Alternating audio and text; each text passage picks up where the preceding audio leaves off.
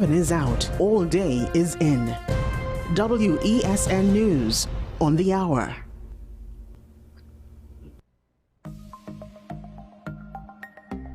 Knowing how to tell authentic is as easy as 1, 2, 3. Find it, match it, search it. Step 1. Find the style number on the tag. Step 2. Match the style number inside the jersey with the number on the tag. Step 3. Search it. A quick Google search of the style number will verify the jersey is authentic when the search results match the jersey being searched. Don't be fooled by counterfeit jerseys. Before you buy, remember to find it, match it, search it.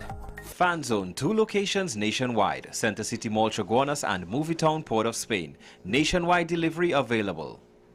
This is 10 questions. I'm Andy Johnson. The distance from where we should be in the world in going forward on our commitments with climate change. The effects of climate change that cannot be accounted for, it's called loss and damage. And we're seeing loss and damage happening so much more in this decade and the previous decade. The principal term there was this question of the correspondent banking issues. That is why we're trying to build capacity with this country here, Trinidad and Tobago, and other countries in the region. Man is not showing any signs of stopping or even slowing down. More than half of the forest in Trinidad is already gone. All the plants and all the animals and all of the nice clean water and fresh air and everything had to be on this planet for humanity to have a chance. We have small change when it comes to countries that can take decisions, and when they speak, the world listens.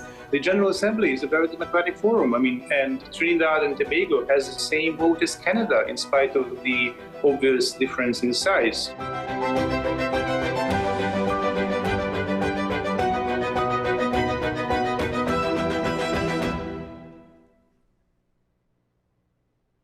This is Face of Sports, WESN Content Capital. How you felt about the kiss on the lip? That's the business. I'm nothing to do with that. I find that was distasteful. The national senior team, whether you like it or not, that is the model for all other teams to follow. I'm assuming that the regional requirement may be a much stricter requirement. This is not about Pro League and Super League. This is a league run by the Normalization Committee that I'm responsible for. Nobody expected FIFA to fund this arrangement. If we don't get a professional attitude towards this, we are doomed for failure. You break the balance, trip the leg, control the body. They ain't gonna stand put forever. Why you want the Chiefs to lose so? Why you want the Chiefs to lose so? They already have 2. Lamar don't Why? have. You're jealous because you know the Chiefs getting closer to the Patriots. Let's go to the last part. No, of the not no. Let's go to the last part.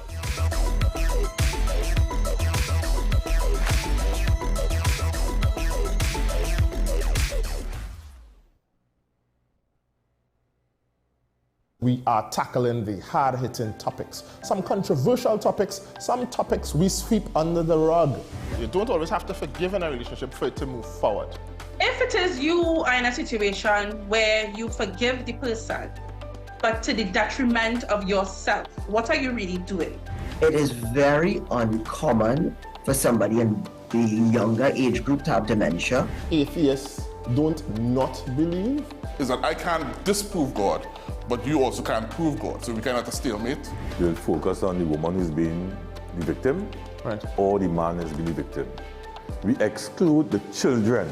Folks are trying to study the underlying brain mechanism to figure out how does this particular disorder happen in the brain? How is the brain processing this? Don't worry about AI, worry about humans working with AI. Are you willing to learn new skills to stay relevant for the future job market? That's the challenge that people are going to struggle with.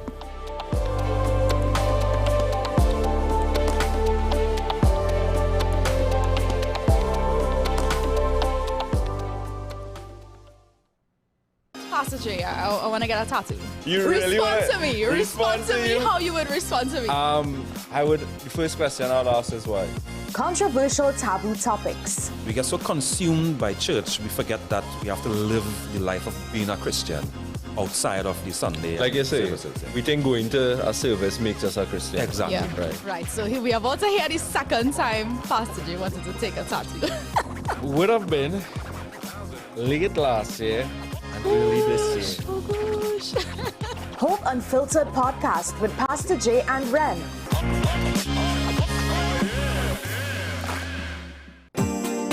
Money is something we all deal with, but how many of us truly understand it? What if you could make better decisions with your money? Decisions that secure your future, protect your family, and bring you peace of mind. I'm Darren Jacobs, and I'm here to help you make sense of your dollars. Welcome to Dollars and Cents, the show that breaks down the financial world in ways that matter to you. No jargon, no confusion, just real conversations about money, your money. So join me every Wednesday at 10 a.m. on WESN for Dollars and Cents.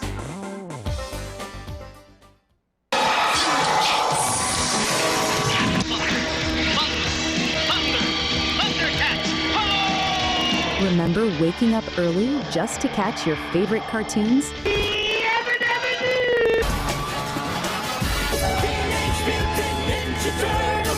WESN brings back those magical mornings with Retro Saturdays.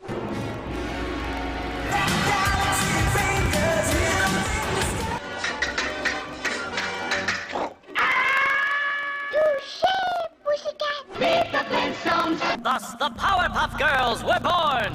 Where the young at heart relive the fun. Join us every Saturday from 8 a.m. to 12 noon, only on WESN, the content capital. You are watching Strictly Legal on WESN Content Capital. Just give an overview of what exactly is that split arrangement. Now you don't need to register nothing. You don't need. We can do that another time. But then it becomes a hit, and then everybody starts to want to claim. The laws that predate many of the independent countries' constitutions are going to be those colonial laws. We know there are an infinite amount of circumstances that would lead to a murder. I have a great idea and I have a great concept, but until it's actually expressed, it does not become intellectual property. Accomplishments or targets of a forensic accountant is to quantify what may have been lost. We believe in different criminals and we manipulated the law and we exploited the system. A responsible journalist will reach out to the person who they have the information on for a comment.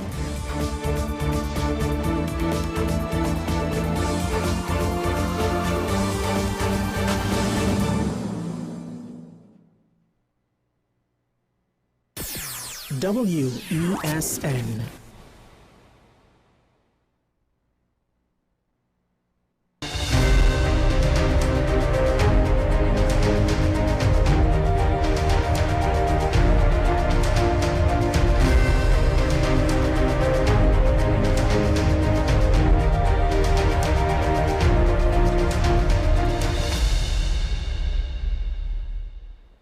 Good morning and welcome to AM Prime on WESN. I'm Naomi McNish.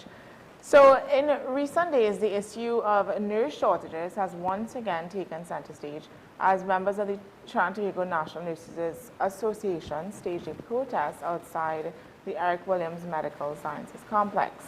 They're calling for an increase in staffing and a more realistic nurse-to-patient ratio, claiming that one nurse to 24 patients is simply not enough to ensure quality care. Joining me this morning to discuss the situation, the outcomes of their recent meeting with the NCRHA and the association's next step, is TTNNA President Eddie Stewart. Good morning, Mr. Stewart. Welcome. Pleasant morning to you and your listeners. Thanks for having me. Thank you for joining. So just to get a clearer picture, what would have been that thing that pushed the association to do this protest in the first place, to kind of, I guess, the final straw? Well, what transpired the weekend before is that we were bombarded by a number of our members calling us to inform us that they were not in a position to get relief from duty.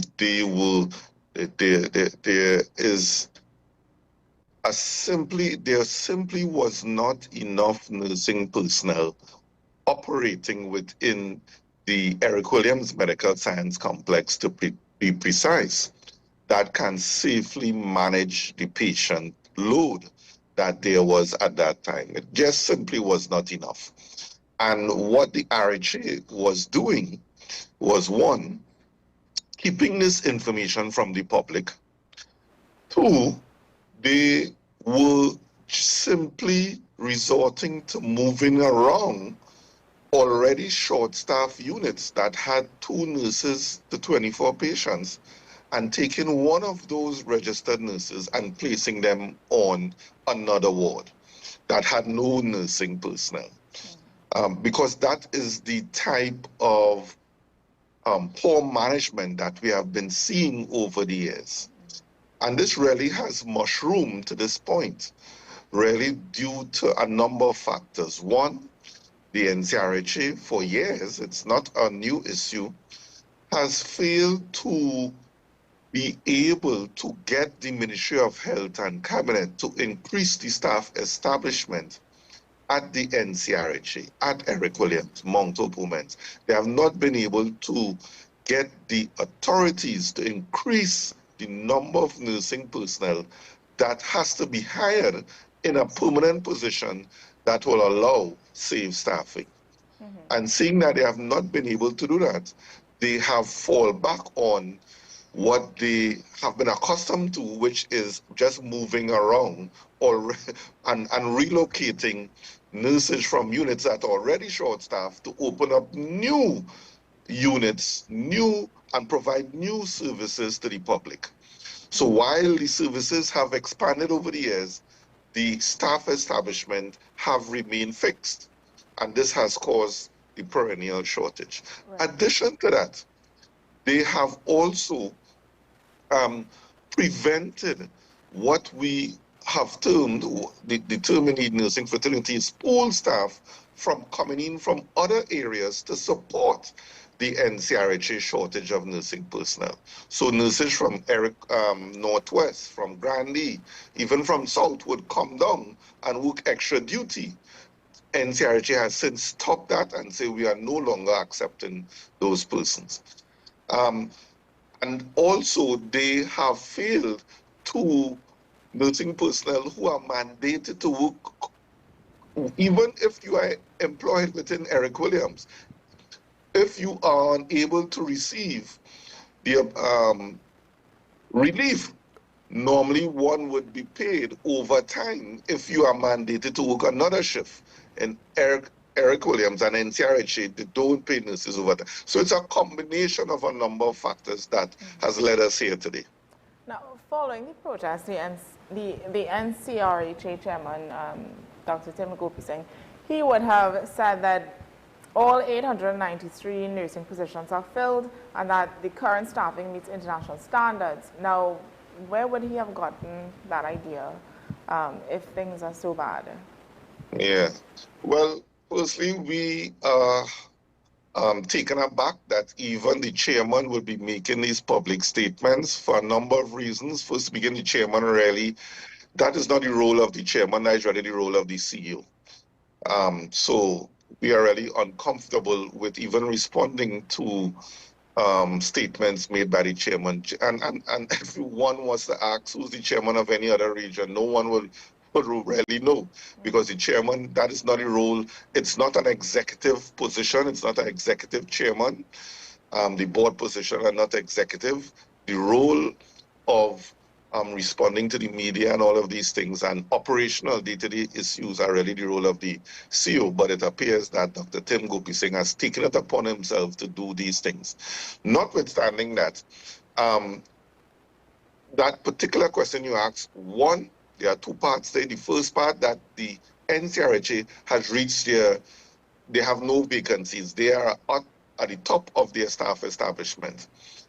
And that goes back to the point I made earlier, where NCRHA has refused, even in our point of view, to ask for additional staff to come on the staff establishment, to expand the staff establishment. And that is why he can make that statement that even though to properly operate all of the facilities in NCRHA, and there are a number, there's Eric Williams, Medical Science Complex, there's Mount Hope Women's, there's Cora, there's Arima Hospital, there's Shogunas, and a number of health centers. To safely operate those, you may need about 1,400 nursing personnel to do that. NCRHA only has 890. So they have not been able to expand as all of the RHAs, other RHAs, when they are expanding services, they would get the requisite number of permanent staff on the staff establishment and then hire them and then expand the service. NCRHA refused to go and get the additional staff and they continue to expand services. So that kind of dismisses what he has said. And then additionally, for him to even suggest that they are operating at reasonable or even international standards is ludicrous. And one only needs to view the number of nurses assigned to a ward in NCRHA. And one would see it's 8 or 9 or 10, the maximum number of nurses that have been assigned to a ward in Eric Williams is 12. That's the maximum. He cannot disprove that. And any nursing and midwifery personnel will know it is impossible to cover 3 shifts, morning, evening, and night shift, only with 12 nurses, 7 days a week, 30 days for the month. It's impossible. You cannot do it. And that is why you end up having only 1 nurse on a ward. All of the other RHAs, the average number of nurses assigned to a ward would be 20 to 30 nursing personnel. In Eric Williams, you have a situation where you have 8 and 9 and 10. So we would challenge him on that to produce to the public the evidence that they have anywhere close to safe staffing levels within the NCRHA. What is the ideal ratio of nurse to patient that is acceptable, like on international standards? So normal international standards, and anyone can research this, for a medical or surgical ward, you generally have 1 nurse to 4 or 5 patients. Generally, you'll have 1 to 4 or 5 patients. So if you have a ward, like how NCRHA wards are set up, and you have 20 to 24 patients, one could understand you need a minimum of 4 to 5 nurses on 1 shift. 4 to 5 nurses just on 1 shift. And if you only have 8 nurses, assigned to that ward, one could understand that you cannot cover 3 shifts 7 days a week with 8 to 9 nurses on being assigned to a ward. So if you have 4 in the morning and 4 in the evening, you really have no nurses to cover the night shift. And that is really what goes on in NCRHA. They generally have, on average, 3 nurses in the morning, 2 nurses in the evening, and 1 nurse at night to see about 20 to 24 patients on average. And that is really unsafe, and the literature and the evidence has demonstrated over the years that the number one predictor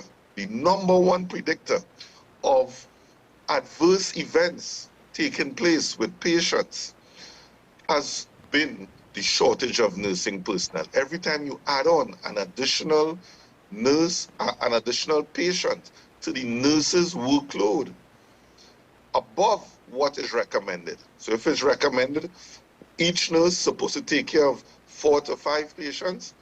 If you add on a 6th and a 7th patient, every single one you add on compromises the quality of care for every single patient under that nurse's care.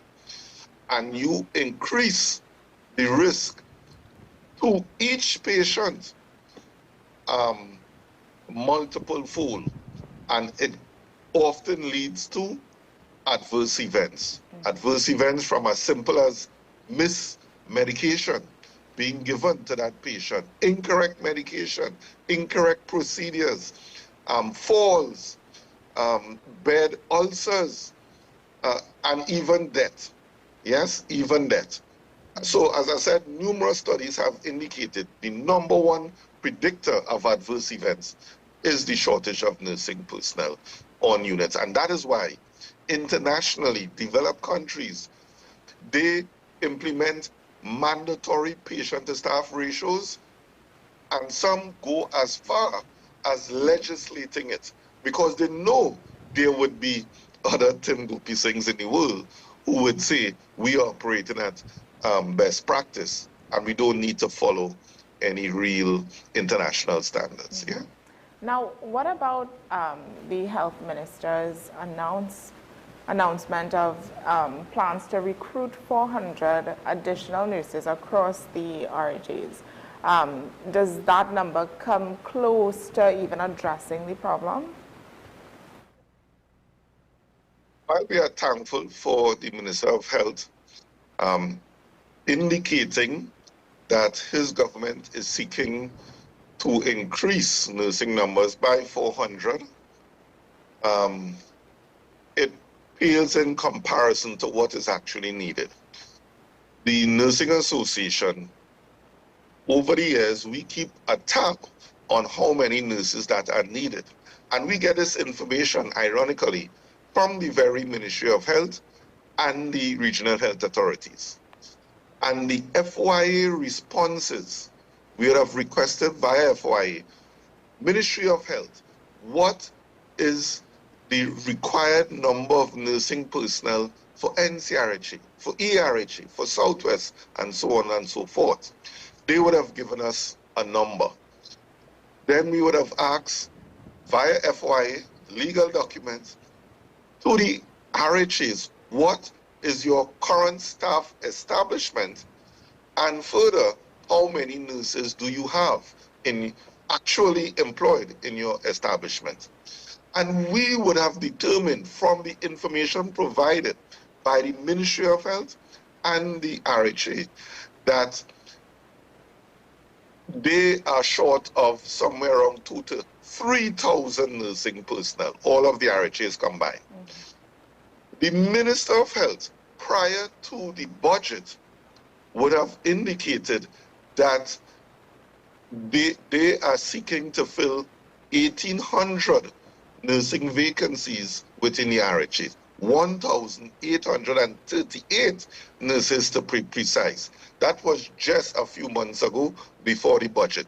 Persons could look it up. It's recorded in a number of newspaper articles. It was said on Hansard. So he would have indicated that just a few months ago, 1,838.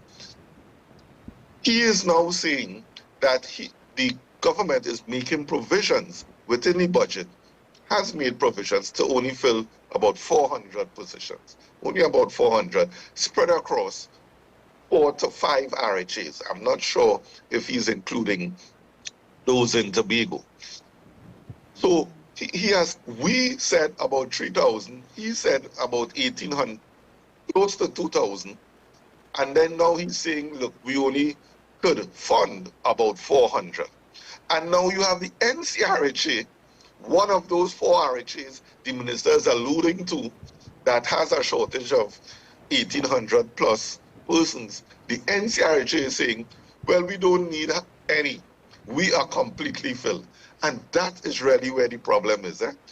The NCRHA, through Dr. Tim Goopy-Sing, is saying that we don't need any of, you see, what you have identified, Minister of Health, who is the chief policy maker. You see, you have identified 1,838. We don't need any because we are completely filled. Understand?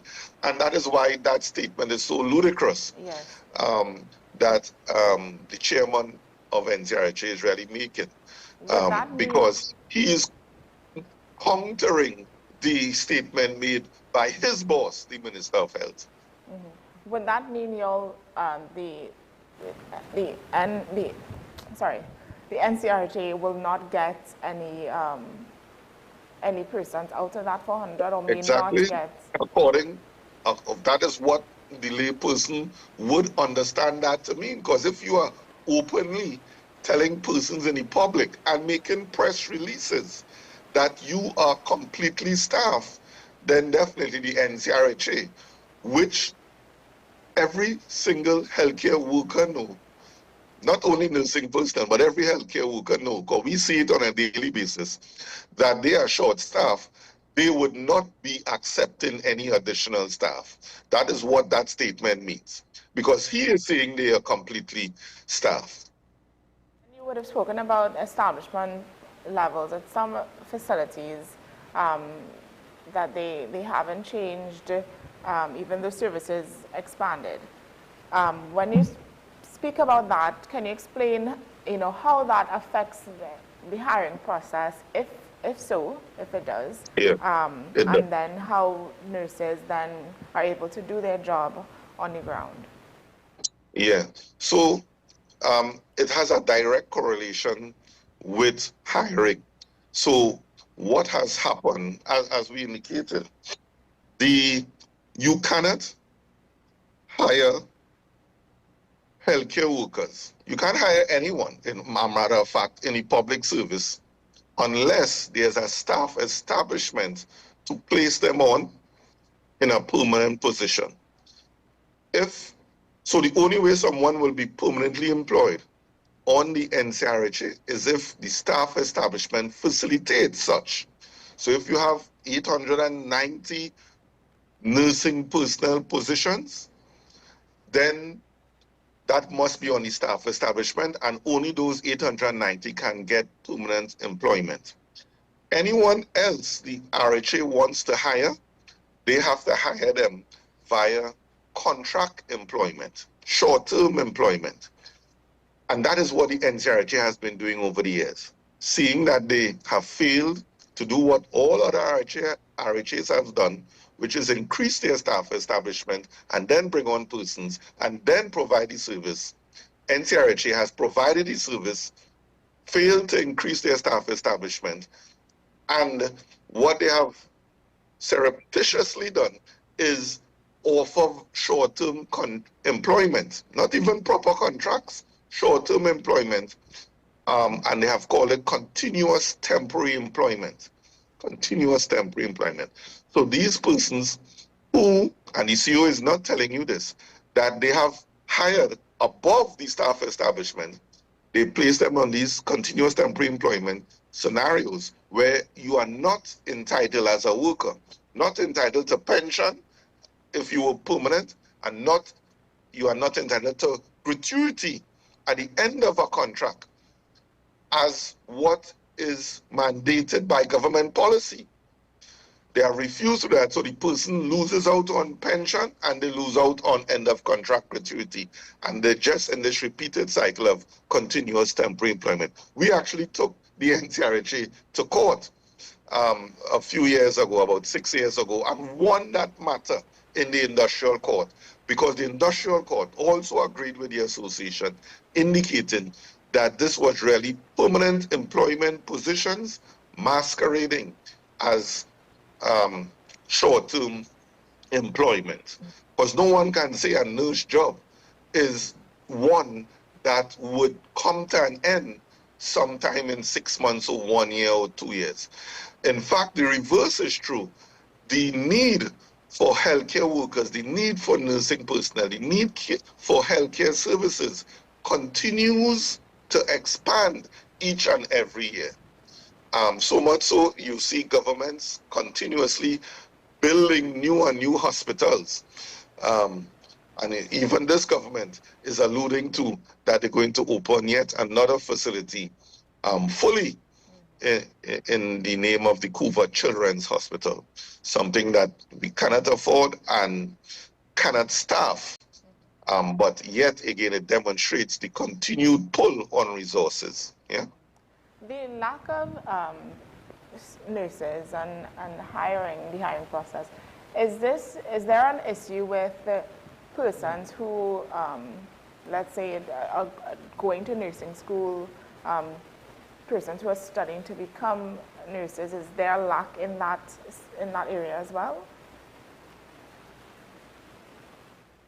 there's no lack in terms of nurses, persons wanting to be nurses and going to one of the free nursing schools. In terms, this is general trained nurses. So there's no lack of that. This is your basic general trained nurse. We have free nursing schools, and they have taken in a number of persons and they can supply enough general trainers. But the issue is, we do have an issue with the pass rate of these new persons. This is an issue we have brought up with in the public domain and with the Minister of Tertiary Education, and we would have suggested a number of solutions to address the poor pass rate, which hovers around 50% of first-time persons attempting the final exam after the 4 years of training. And that is really stemmed to a number of factors, including that because the government over the years has stopped this nursing stipend to nursing students, nursing students now have to go and work while they study, and that's a no-no generally in nursing and medicine. Generally, you would not allow that because you need to focus exclusively on your studies. So that is negatively impacting on the final outcome and other factors. Secondly, we actually have no nursing school in Trinidad and Tobago training specialist nurses as we speak. And that is even a much major concern to the association and the public. Imagine, you have no nursing schools training neonatal nurses and pediatric nurses and dialysis and trauma nurses as we speak. There's no nursing school who's doing that. So we don't even have an expectation to get specialist nurses in the future. So that definitely is impacting right now as we speak on our specialty services throughout the country. So no ICU can look forward to getting any specialist ICU trained nurses anytime in the future. Anytime in the next 2 or 3 or 4 years, we would not be getting. And that is where we really want the government to focus their attention. So really and truly, if we even contemplate opening at Coover Children's Hospital, where are we getting pediatric nurses from? Where we are getting neonatal nurses from? Because there's no school training them currently. Is it that the government going to put junior nurses to see about specialist needs of children? So that is the dichotomy we face as a country. These grandiose plans that government from time to time would have without the infrastructure, without the human resource infrastructure to achieve those goals. Yeah. Now, before we wrap this morning, you would have also mentioned the association is prepared to take legal action if necessary. What would be the ideal outcome, or what outcome are you hoping to achieve if the association goes that route? Well, it's something that we really don't want to do. We know legal battles are long and drawn out and very expensive. However, the association has come to a point that this is going on for far too long. We have tried numerous demonstrations. If persons just search TTNNA and nursing shortage, persons would see over the last 9-10 years how many times the nursing personnel, the association has spoken out on this issue, held demonstrations in every RHA. So this is a continuous problem. And what we are seeing, besides the negative impacts on the nurse being demotivated, burnt out, frustrated, affecting their own health, we are seeing the daily effects, negative effects on our patients, and we are losing too many patients. So we're saying, look, it is time that we hold these board of directors to account and let them explain in open court why they are allowing this situation to continue. As we thought we would have gotten some reprieve under this new government. From some of the comments, it doesn't appear so. So we are not willing to go another 4 years and 6 months and allow this unsafe practice to continue. And we're going to take a cue from our colleagues internationally who have taken similar action and force the government to do the right thing, which is to ensure that we provide safe and quality care to our patients. Yeah, our patients deserve nothing less, and we have a duty to ensure the government doesn't redirect resources away from healthcare, keep it in healthcare, and ensure our patients are not disenfranchised. Yeah. Thank you very much, Mr. Stewart, for joining me on the program this morning and sharing that with us. We will definitely continue to follow the association as well as the ministry, all the RHAs, and moving forward and how things unfold. We would like to see better staffing and better quality service at these our healthcare facilities. Yes, thanks so much for having me. Of course. Do enjoy the rest of your day and stay safe. Take care. So that was Mr. Eddie Stewart, President of the Trinidad and Tobago National Nurses Association, on the recent protest at the Eric Williams Medical Sciences Complex, and he brought a push for stronger support within the healthcare sector. So we're going to take a quick break, and when we come back, we have more. Stay with us. We'll be right back.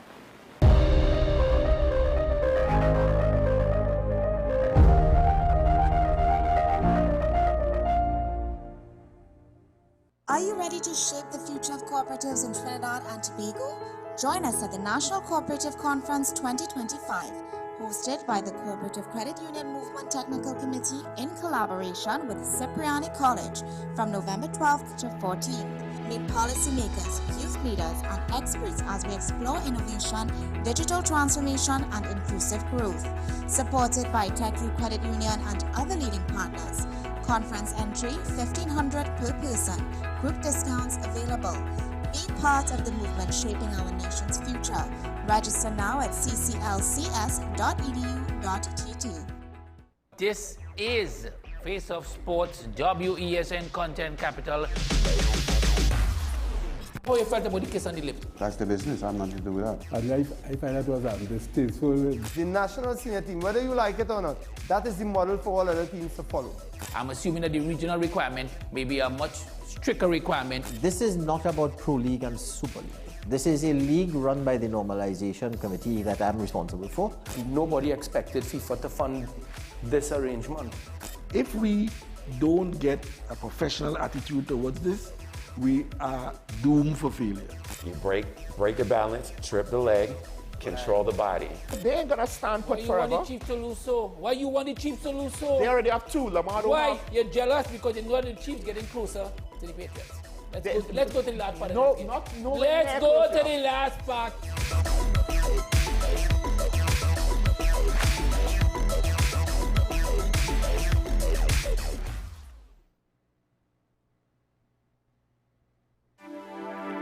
I am Dr. Delphina Ovid, your friendly neighborhood dentist. At Community Hospital Dental Clinic, we offer examinations which include x-rays, basic oral cancer screening, and a treatment plan. We also offer cleanings, fillings, extractions, root canal treatment, and complete and partial dentures. Remember, you don't have to brush and floss all your teeth, just the ones you want to keep. Give us a call at 235-5479. The Community Hospital of Seventh-day Adventist, where good private health care is affordable. Take some time for yourself or spend some time with the family at Sandy Point Village Hotel. Enjoy our various studio and suite apartments, self-contained with their own kitchenettes and Wi-Fi. We also have our famous 100-foot swimming pool and our beachfront restaurant, The Steak and Lobster Grill. And our location in Crown Point puts us near the center of activity from the nylon pool to the local nightlife. Call us and make your reservations at 639-8533, 389-2378, or email us at sandypointvillagehotel@gmail.com. Struggling with heart health or frequent migraines? Discover the simple steps to reclaim your energy and vitality. We're diving into a topic that affects about 422 million people around the world: diabetes. Tune into Wellness Unlocked, the series that delivers expert advice, practical tips, and inspiring stories to help you take control of your health and well-being. Your health matters. Don't miss Wellness Unlocked. Watch now on WESN and take the first step toward better health. If these walls could talk, they'd cry uncle.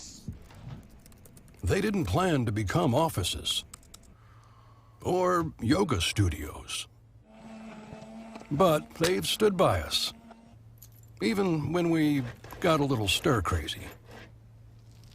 For that, they deserve some thanks.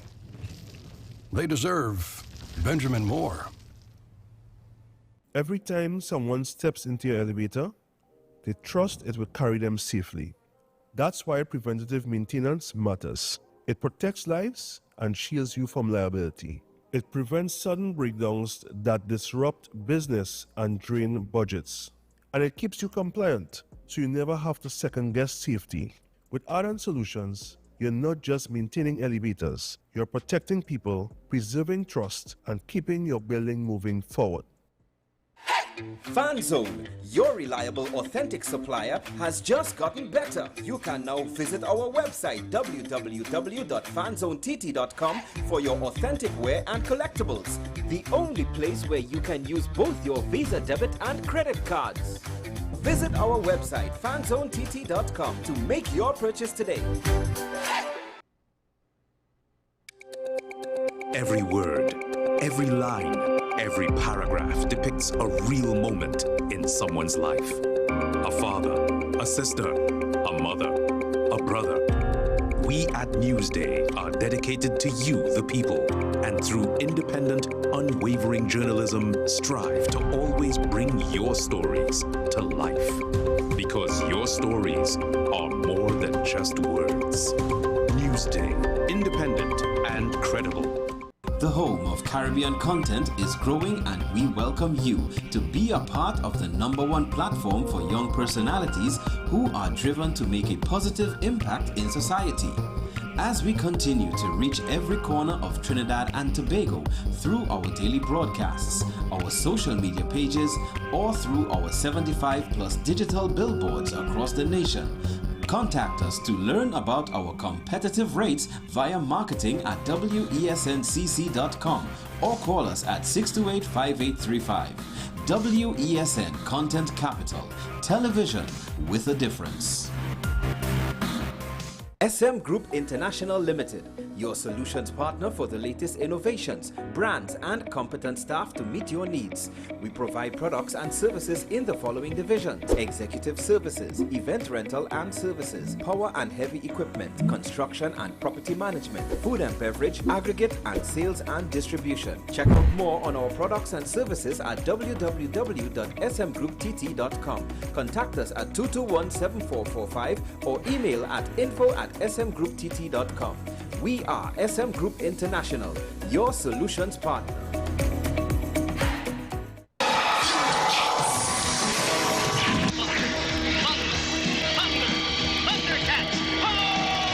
Remember waking up early just to catch your favorite cartoons?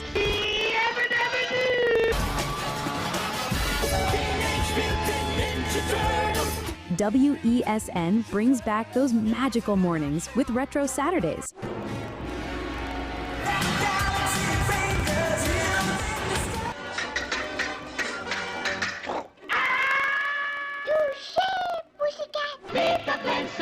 Thus, the Powerpuff Girls were born!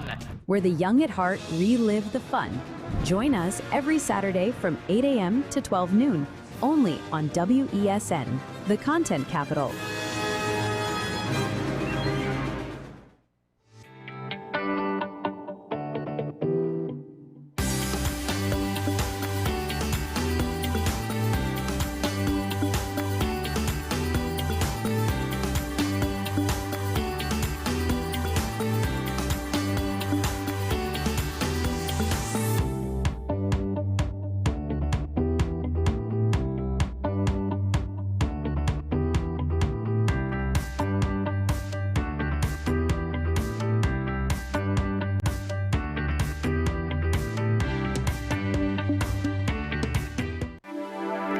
name is Dr. Joanne Williams-Carroll, and I am the Director of Behavioral and Mental Health at the Community Hospital. At the Community Hospital, we believe in nurturing mind, body, and soul. Through our counseling and chaplaincy program, we will provide you with support and strength you need to help with your mental and emotional well-being. Give us a call. The Community Hospital of Seventh-day Adventist, where good private health care is affordable. Money is something we all deal with, but how many of us truly understand it? What if you could make better decisions with your money?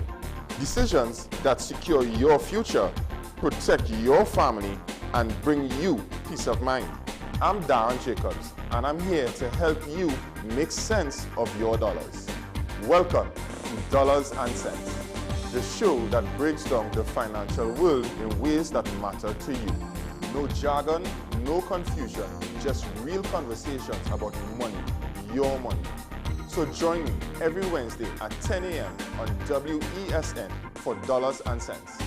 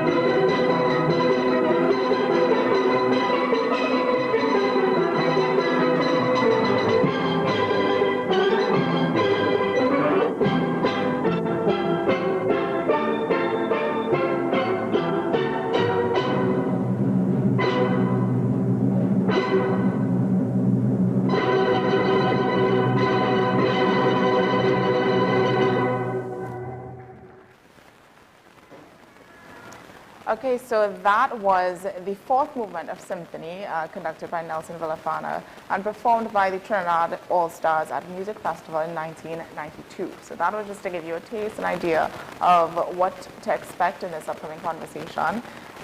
This year, the legendary Massey Trinidad All-Stars celebrates an incredible milestone, 90 years of musical excellence, culture, and community. And to mark the occasion, they're hosting Classical Jewels, the 14th rhythm of Classical Jewels 14, that is the rhythm of a 90-year legacy, an event that promises to showcase the timeless sound of steel blending traditional with innovation. Joining me this morning are Stacey Ann Patrick, the Public Relations Officer of the Massey Trinidad All-Stars, and Dane Goulston, the band's Community Relations Manager, and a proud member of the orchestra as well. Good morning, lady and gentlemen. So you can correct me with your name. Goulston. Don't worry, a lot of people seem to get it wrong in the first instance.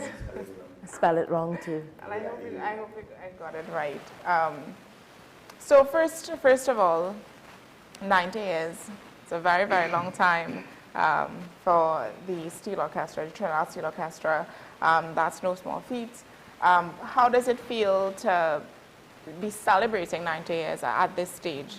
What is the emotions behind it for the Steel Orchestra family to be celebrating such a long time? I think 90 years is, the feeling is much the same when you have a grandparent or your mother or an uncle, father celebrating their 90th year of life. Yes. Because the life of the Steel Orchestra for Trinidad All-Stars has evolved from babe in arms, fighting for an identity, branding itself, and building certain characteristics that Trinidad All-Stars is associated with, particularly dedication, discipline, and magnificence. Those values, those characteristics, what has brought us here now. I've only been a member of the band since 2001, so I'm only 24 years old. Dane is far older, 50 yet? So 43 years, and last year, our oldest member died, and he was just over 90. So, and now, our patriarch, we call him our patriarch, is Eddie Hart, and he just celebrated a milestone birthday over the last weekend. So being 90 is big for us because it's a steel orchestra from an underserved community, reaching to where we have reached is phenomenal. So this year's concert themed the rhythm of a 90-year legacy. What does that mean to the band and how it reflects the classical jewel? Because I understand the classical jewel is something that y'all put on over time. It has been around for some time. Right. And this is the 14th edition. This is the 14th edition. So in the first edition was in 1974. And initially, it was staged every 2 years because the 1970s and 1980s was really the time period where the steel orchestras tried to feature more than just panorama. We wanted persons to understand that we were more than ping pong. And so during that time, there was the Pan is Beautiful and the Steel Music Festival. In fact, the instrument, the steel pan, was first allowed into the music festival in the 1950s. In 1958, when Trinidad All-Stars performed in the music festival, it was the first time that a steel orchestra, once the conductor came on stage, actually bowed to the audience. So Trinidad All-Stars is known for first. When you see the Trinidad All-Stars Steel Orchestra bow, that means that we're here for business, and serious business. And we really evolved into, if you want to call a lot of, if you want to call historic moments too, in terms of, we hardly had women playing around that time. Now we have a lot of young ladies. Yeah. All right. Even we have a junior steel orchestra. All right. And our junior steel orchestra, they are mainly young ladies, you know, playing. Plus, just again touching on classical jewels in terms of the brand and what it did for us. It made us better players, the classical music, all right, at European type, the Beethoven and the Tchaikovsky style music, all right. Now, and that is what we do mainly when we're doing a classical jewel, right? But this year's 90 years, we kind of showing a different sense of classical music. I just say, like, for instance, some of our music here in terms of the calypsos, all right, it became a classical piece because they know it's so much like a woman in the bass, or unknown band, or a Corita Banker, you know, and also Neville Jules, one of the Stonewall, the person who actually, if you want to call, made it a little more prominent when it comes to the classical music as a bomb song, which is that first song you will hear for Juve on steel pan, kind of, but it used to be a classical piece played in calypso, right? Right. Yeah, right. And Neville Jules was seriously dynamic when he put those songs together, right? So, like, hearing songs that he may do, I mean, what we're trying to do is to show, especially some of the youths who might be there and even playing, all right, this is what it was long ago, and then the audience. And, you know, Pan audience is mainly that mature people, and they come out to really listen to the Pan, and that will bring back that sense, that memory, when they might be chipping to a piece on the street for Juve, or sitting down at the time maybe in Queen's Hall or wherever, right? Now Napa, that's where we're doing the concert, all right, this year. Sitting down in Napa and remembering that time before, you know. To build on what Dane was saying about the bomb piece and classical music, so that would have been in the 1950s. Our recent memories would still be under a colonial umbrella, and bringing that Western coined music that would have been, you know, for centuries, around for centuries, 16th, 17th century, and bringing it to our streets in Port of Spain is really an evolving or pivotal moment for the steel pan as an instrument, because we have to remember, and most people may not necessarily understand, that the steel orchestra mirrors a philharmonic ensemble. And so many audiences are very familiar with the panorama and the engine room driving the music, whereas in the performance of classical music, whether we're performing Bach or Schubert or Mozart, what is driving that is actually the way that the musical director, the artistic director, in this case it will be Dr. Mia Gormandy Benjamin, how she interprets the music and tells that to the listening audience. So the steel orchestra is actually moving it as opposed to the engine room. So the whole make and feel or look and feel of the music will be different. Right. As you speak about different interpretations of music, and if we're coming back to the Classical Jewels concert, what can audiences expect to see differently in this edition as the 14th year, and any surprises or special collaborations within the ensemble? So the whole thing is a surprise. Okay. That is what All Stars is known for. We never reveal what we are playing. You know, you can go on YouTube and you can look at previous performances, right, and you can be confident in the fact that whatever was done previously will be built upon. So Classical Jewels 14 literally tells our story with regards from Neville Jules bringing classical music to the streets of Port of Spain to today. and how it has evolved, because even the sound and feel of the instrument in the 1950s is very different to what it is now. Yes, we are going to collaborate with other musicians outside of the steel orchestra, but it is going to tell the story, particularly our story as it relates to our classical journey through the 90-year period. And we will have individuals, soloists, that may have come out of the orchestra. Mia joined the band as a young player in 2003, and now she is our artistic director. The Youth Steel Orchestra artistic musical director is Kajal Benjamin, and the creative team is made up of members of Trinidad All-Stars, but persons who grew up in Trinidad All-Stars: Sule Sampson, Derek Nurse, Nigel Williams, who is our 12th captain, Neville Jules was our 7th captain. I know one of the things that we were talking about off camera when the video was playing is that Dane was part of that concert, the music festival in 1992.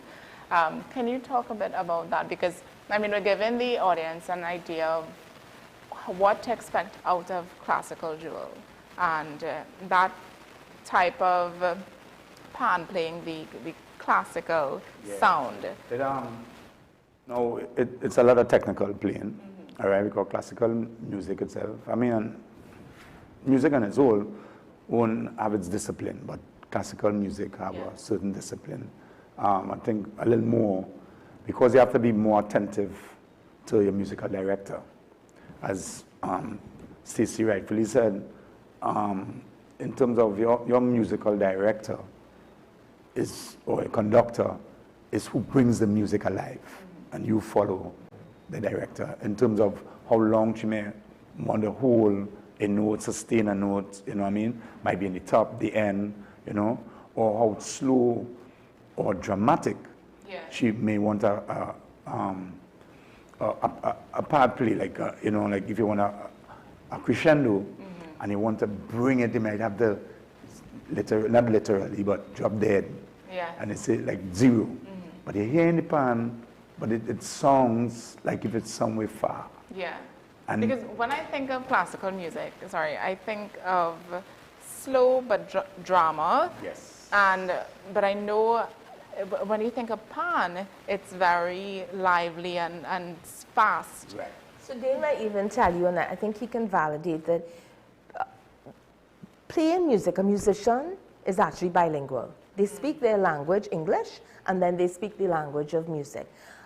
Trinidad All-Star Steel Orchestra members, particularly those that play on stage that and play in classical jewels, they actually speak 3 different languages, because they speak the panorama, and the panorama is usually just chords that are repetitive over and over, and you're telling a simple story. Whereas with a classical piece, you're telling a very complex, multi-layered story, and that is why Dane said you must look at the conductor. So even at rehearsals now, you see Mia saying, do this, stop, and she might do that over and over again, because you have to learn it. We can't make a mistake, and you know, sometimes you're singing a soca song, 10 years later you hear it and you say, well, that's what they were singing? I didn't realize that's what they were singing. Whereas in her role, she is actually making sure that you understand what you are playing from the beginning to the end.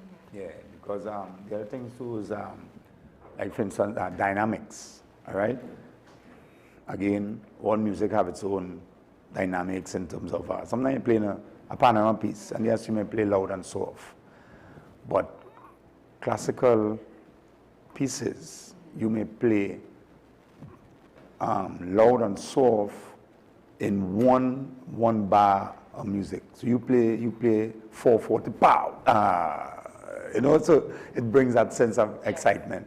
But the musical director again, right? You watch that director because they may want to sustain it a little longer or bring it a little sharper. So that shows that sense of skill in the player, or all the players, and also as a section, all right? Because a tenor, which a tenor pan carries that melody, or in an orchestra, that violin song, all right? or the voice, all right? No, that tenor, if it's 15 tenors, 10 tenors, if it's one, it have to sound like one, you know? The other thing is this, because the pan itself is so complex in playing, like a bass, you have a whole 6/6, we might have 7 pans, all right? We do dovetailing, and dovetailing is really, you may play something, I end it. And when I end it, it sounds like the whole bass section, you know, because it's so hard and far to play, you know, and that it's really and it takes a lot of technical playing. And it really shows the beauty of our national instrument. You know, in Panorama, or when you attend an open air event where steel pan is playing, yes, you can understand it, but for me, the best times is when the environment is dead quiet and you can actually hear the clarity of the instrument.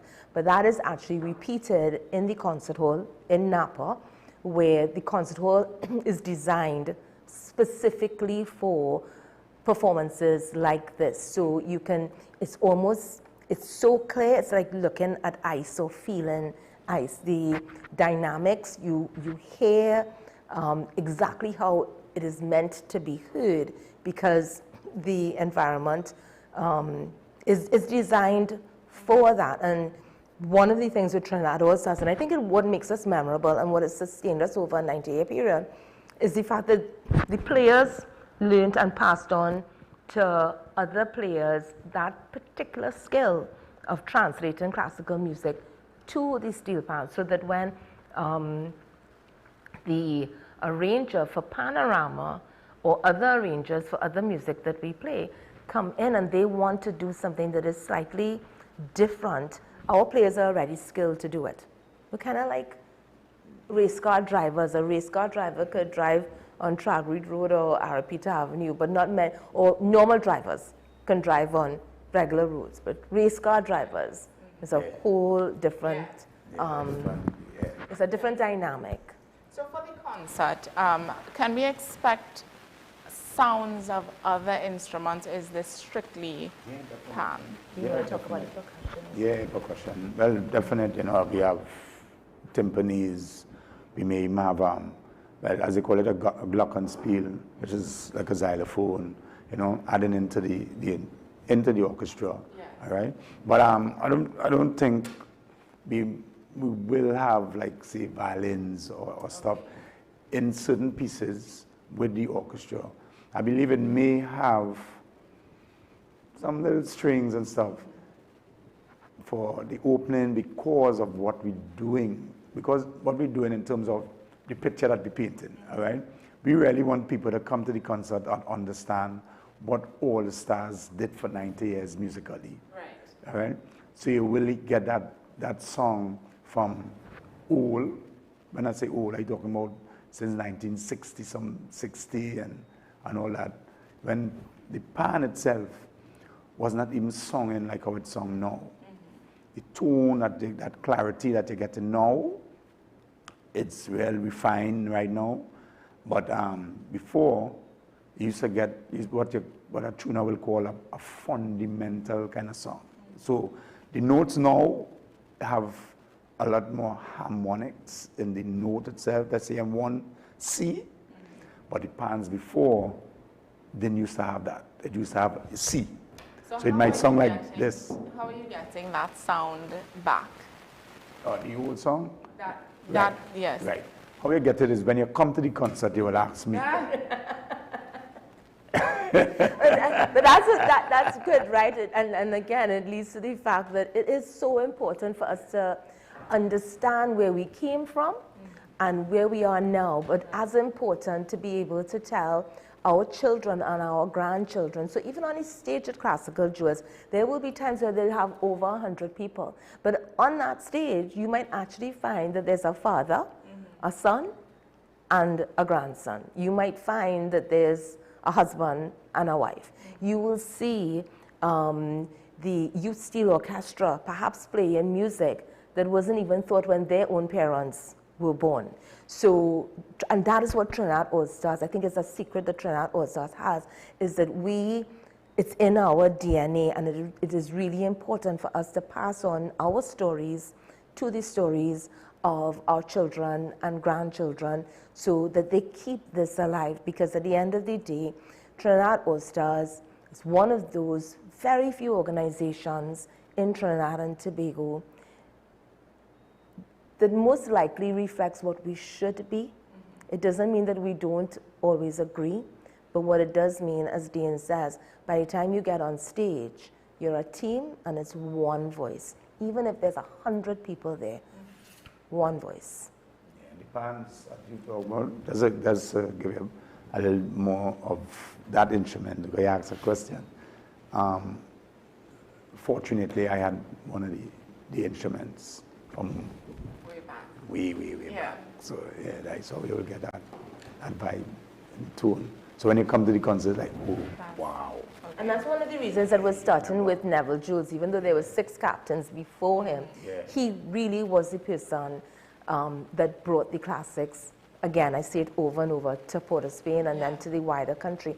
But he's also one of the inventors of the orchestra that you see on stage now, particularly from the middle instruments to the bass instruments that ground the sound that the band is playing. Right. Yeah, definitely. Yeah. So let's talk details. When, where, and how can persons get tickets for the event? Okay, so Classical Jewels this year is going to be staged at the Lord Kitchener Auditorium. We know it as Napa, and it will be Saturday, 29th of November, and that show starts at 8 p.m. and Sunday, the 30th of November, and that particular show starts at 6 p.m. Okay. Tickets can be purchased at Massey stores, specifically those located in Brentwood, Westmore, Trin City, Maraval, and Gov City. And you can also get it on Island e-tickets. You can pay online on Island e-tickets, and you can get it in our Panyard, which is a historic site in and of itself. In 2021, we were privileged enough to have the Mayor of Port of Spain rename the junction the Neville Jules Junction, and the Panyard is open from 7 o'clock in the morning till midnight. We will be there until midnight, until the end of November, and persons can come into the yard and purchase their tickets. They are taking credit card payments and cash payments and online payments as well. It's open seating, so it's $350, and I can guarantee you that the last showing of Classical Jewels, which was our movie edition, people wanted us to bring it back on stage, and so I'm telling people this one is a step above. So get your tickets and join us at the end of November. It's a great family experience. Yeah. So it's Saturday and a Sunday. Saturday and Sunday, 29th and 30th. Okay. Well, thank you guys very much for joining me on the program this morning. Ideally we wanted Dean to play something on his pan, but unfortunately we were not able to set that up for you this morning. But we will hopefully get Dean back on the program and discuss and let him show off his talents. But catch me now. You'll catch me for Classical Jewels. Yes, definitely. So that'll be one of the surprises. Your surprise that we just let out. So please, guys, if you are interested, check out Classical Jewels at the end of the month. That's the 29th and 30th of November. You can get your tickets. It's up on the screen right now. Gulf View, Brentwood, Westmore, these are all Massey stores, Maraval, Trin City, and online tickets at Island E, as well as the Trinidad All-Stars location. Actually, all right, that's what, 46 or 48? 48 Duke Street, all right? Right on the corner of Duke and George Street, Neville Jules Junction. And if we could just have 1 minute to really give thanks and praise for our players, because they have been going constantly for the entire year. Sometimes some months they've had 3 to 5 engagements. They've traveled to New York, traveled to Miami. They're now practicing for Classical jewels, and most of them have full-time jobs. So we really want to say thank you, because without them, we will be nothing. Also our musical director, Yes. Mia Gormandy, and also Kaiser Benjamin. and Mr. Derek Nurse, who is one of our players also. But he was our musical director at one time. But he went on to do different things, but he still take that time to assist. And all under the division of Nigel Williams, our captain. So thank you very much. It's a pleasure and honor. Thanks, and see you there. Awesome, guys. I wish you all the best in the concert, and I look forward as well. So that brings us to the end of our conversations this morning, but stay tuned. Today is Wednesday, so we have Wild Wednesday coming up with Mr. Ricardo Mead. Don't go too far. We'll be right back.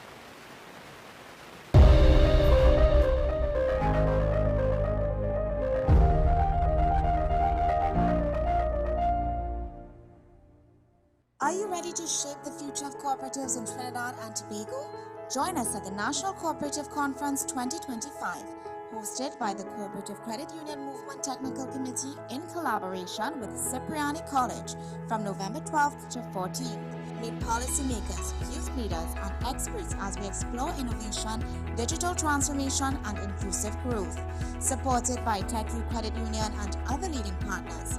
Conference entry $1,500 per person. Group discounts available. Be part of the movement shaping our nation's future. Register now at cclcs.edu.tt. This is Face of Sports, WESN Content Capital. How you felt about the kiss on the lip? That's the business. I'm nothing to do with that. I find that was distasteful. The national senior team, whether you like it or not, that is the model for all other teams to follow. I'm assuming that the regional requirement may be a much stricter requirement. This is not about Pro League and Super League. This is a league run by the Normalization Committee that I'm responsible for. Nobody expected FIFA to fund this arrangement. If we don't get a professional attitude towards this, we are doomed for failure. You break the balance, trip the leg, control the body. They ain't gonna stand put forever. Why you want the Chiefs to lose so? Why you want the Chiefs to lose so? They already have two. Lamar don't Why? have. You're jealous because you know the Chiefs getting closer to the Patriots. Let's go to the last part. No. Let's go to the last part.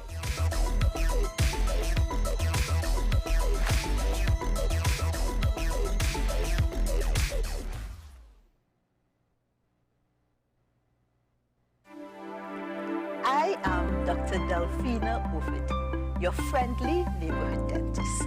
At Community Hospital Dental Clinic, we offer examinations which include x-rays, basic oral cancer screening, and a treatment plan. We also offer cleanings, fillings, extractions, root canal treatment, and complete and partial dentures. Remember, you don't have to brush and floss all your teeth, just the ones you want to keep. Give us a call at 235-5479. The Community Hospital of Seventh-day Adventist, where good private health care is affordable. Take some time for yourself or spend some time with the family at Sandy Point Village Hotel. Enjoy our various studio and suite apartments, self-contained with their own kitchenettes and Wi-Fi. We also have our famous 100-foot swimming pool and our beachfront restaurant, The Steak and Lobster Grill. And our location in Crown Point puts us near the center of activity from the nylon pool to the local nightlife. Call us and make your reservations at 639-8533, 389-2378, or email us at sandypointvillagehotel@gmail.com.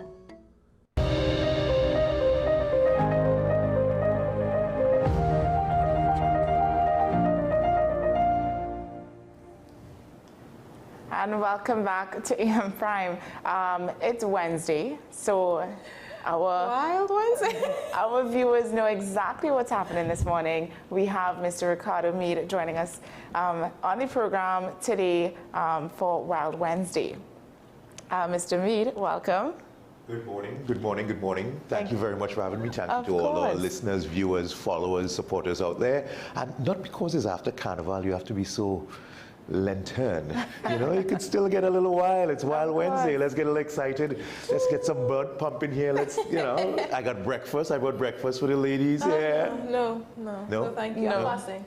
Fasting. You're fasting? I'm dieting. No, but this is vegetarian. I'm dieting. So, Mr. Meade, straight into it, what animal do we have with us this morning? Well, we have two animals. We have lots in here, and then we have another animal in the little secret box over there. But let's deal with these lovely critters right here. So I'm just going to literally put it out there. Okay.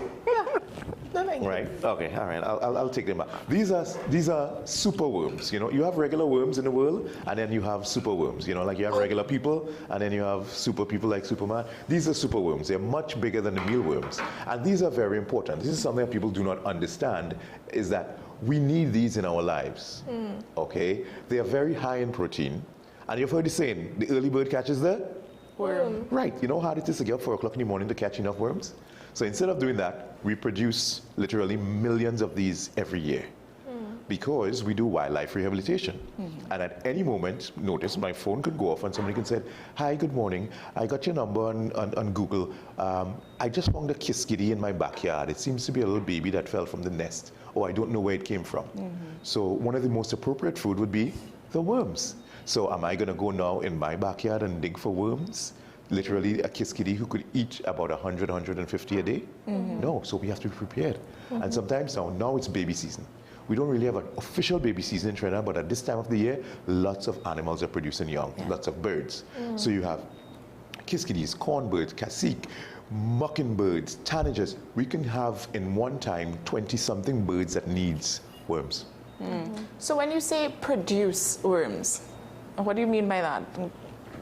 It sounds like you're creating these worms in a lab. Correct. We have a factory. Okay. At home, because I have it at home because the amount of care that it needs and the time that it needs the care. We have a factory. We have colonies, probably about 25 colonies with their parents. Their parents are beetles, actually. The truth is, these aren't actually worms. These are caterpillars. Or larvae. So they're not worms. Worms are worms. They're born worms, they grow worms, they stay worms. These are larvae. So you know the stages of an insect, right? Egg. You all right over there? Would you like to try one of these? They're actually cuddly, right? So yeah, it has 6 legs, just like the cat. They are caterpillars, right? So egg, larva, then pupa, and then adult. The adult is a beetle. So we use the adult, the beetles, we put them together, they do their thing, they lay thousands of eggs, they hatch, we feed them a variety of food, wheat bran, dog chow, carrots, lettuce. They eat great. They eat, that's why they taste so good. You sure you don't want to try one? I'm so good. Would you be trying one today? I think I'll have to consult with management. I don't have a problem with these. I consult, you know, but we have to make sure that it is appropriate for a viewing audience out there. You know, we don't want to traumatize anyone, you know, but if anyone does want to try superworm, you know, we do have them and we do sell them. We have lots of them. Okay, so we produce them literally by the millions each year to be able to facilitate so many animals without realizing insectivores, or insects comprise a part of their diet. From our anteater friends that eat hundreds per day, even squirrels, crab-eating raccoons, a lot of the birds, the egrets, and all those birds you see. There's so many animals that depend on insects. It's an important part of our ecosystem, whether we like it or not. It's just a part of it, and it's a part of that food chain. And they also break down so many things. The amazing thing about these creatures here, I try to always put them in a metal container because they can, you ready for this? Eat plastic. Wow, yeah. Plastic. And break it down to be safe. Also styrofoam. Right. So put that in context. We have a problem with plastics and styrofoam. If we produce enough of these, we may have a way of ridding them. Else we wait for 500 years till Mother Nature takes care of it naturally. So there's so much potential. So it's what you've seen is not just a worm. It's possibly a future. How big can these, I mean, their parents are beetles. So are they gonna, I mean, they would eventually turn into a beetle? Yeah, they'll pupate just the same way a caterpillar pupates. You know, and then it metamorphosize. How long do they stay in that, at that stage? It depends on their diet. Okay. So if there's a lot of food available, they will continue eating and growing to the biggest that they can grow. But if there is a shortage of food or water, they would literally accelerate the rate at which they will go into the chrysalis or pupa stage and then turn into an adult. So it's basically saying, look, I'm not going to survive much longer in this stage. I need to change and fly away. Right. It's pretty smart on the insects. It's about survival. Remember, these guys have been around long before us, and they've proven that long after we're gone, these guys are going to be still there jamming. So who's the smart ones here? Into a restaurant and you see on the right side of a listing of non-traditional protein sources. You remember this crazy guy named Mr. Mead came in here and he spoke about that, and here we are, this fancy restaurant, and that is what they're offering. So okay, I think we should move on. So Brandon calling the box. But one day it will be figured out, and then maybe that can be applied now. There's something called biomimicry, where our engineering science mimics or imitates things that they've seen in the natural world. So airplanes use birds' features to create less drag, faster speeds, less noise to make you more comfortable. Biomimicry, they mimic what the animals do with our physical environment. They use the physics that way. So when they figure out how he can really absorb those blows, imagine how that sort of technology being used in a car. Yes. Where you can get in an accident and you can literally walk out of it instead of your body being slammed and crushed and maimed inside. So there's so much that can be learned with regards to wildlife and what we can do with that knowledge, but we have to acquire it. And if we destroy it, we're not going to get that opportunity at all. Of course. How many different species of woodpecker are there, and how many are from here in Trinidad and Tobago? I believe we have about 5. Right. We normally encounter 2, this one and the olive. There's an olive woodpecker. We normally encounter about two of them, but I believe there are about 5 of them. Some of them are a little more rare. And there's some birds that are sort of imitation sort of woodpeckers, you know, the wood creepers, they sort of hop along the tree the same way. So this bird is quite comfortable this way. Right. Okay. Because that's how he'd be on a tree. Yes. Right? So his legs are sort of oriented that way. You put him to walk and so on like that, it's going to be a whole different kettle of fish. They really can't walk. It's just like hummingbirds. Hummingbirds can't walk. He kind of hops around and he just uses his wings, but hummingbirds don't have ankles and knees. They have little straight legs. So they hover. And I guess that's, you know, you can say, okay, he can't walk, so he's disabled. Oh no, a hummingbird is definitely differently able. So I can't use my feet. What do? They use their wings. Only bird that can reverse. They can reverse upside down. They can fly in any direction that they want and any orientation they want. And that is just absolutely amazing. Yeah. So when how his head just is able to turn almost 360. Yeah, they're powerful that way. That's them trying to spot for predators and so on. And then also, let me teach you guys a little something here. If your eyes are in front, you're a predator. All right? So anytime you're thinking about going fully vegan, stand in front of the mirror, look where your eyes are and say, oh, I'm a predator. That's very interesting. If the eyes are on the side, you're usually a prey. Yeah. Because you have to literally have better vision to spot for. The only spot that they won't see is a little, about 30 degrees right behind their head. So when now, that's to sort of even it out. So a predator, say an owl is going after this bird, the owl's eyes are in front. Predator, he has to focus, he has to see, he has binocular vision. He has 320 vision. Okay, so it's just that small space, 40 degrees that he can't see. For the owl to be successful in grabbing him, he has to come into that exact 20, 40 degrees there. So that's how Mother Nature sort of evens it out. It's not like you can get everything. And only 20% of the time would a good hunter be successful. Think about that. If every time you say you're hungry, you can only get food once every 5 times. That's how it goes. So it's tough out there in Mother Nature. That's why it's a survival of the fittest. And that's why she has planned it to make sure that the best survive so they can continue. With humans, it's a little different. It used to be that way a long time, but it's different because we have more things towards equity and giving people an opportunity. It's no longer the survival. We can think.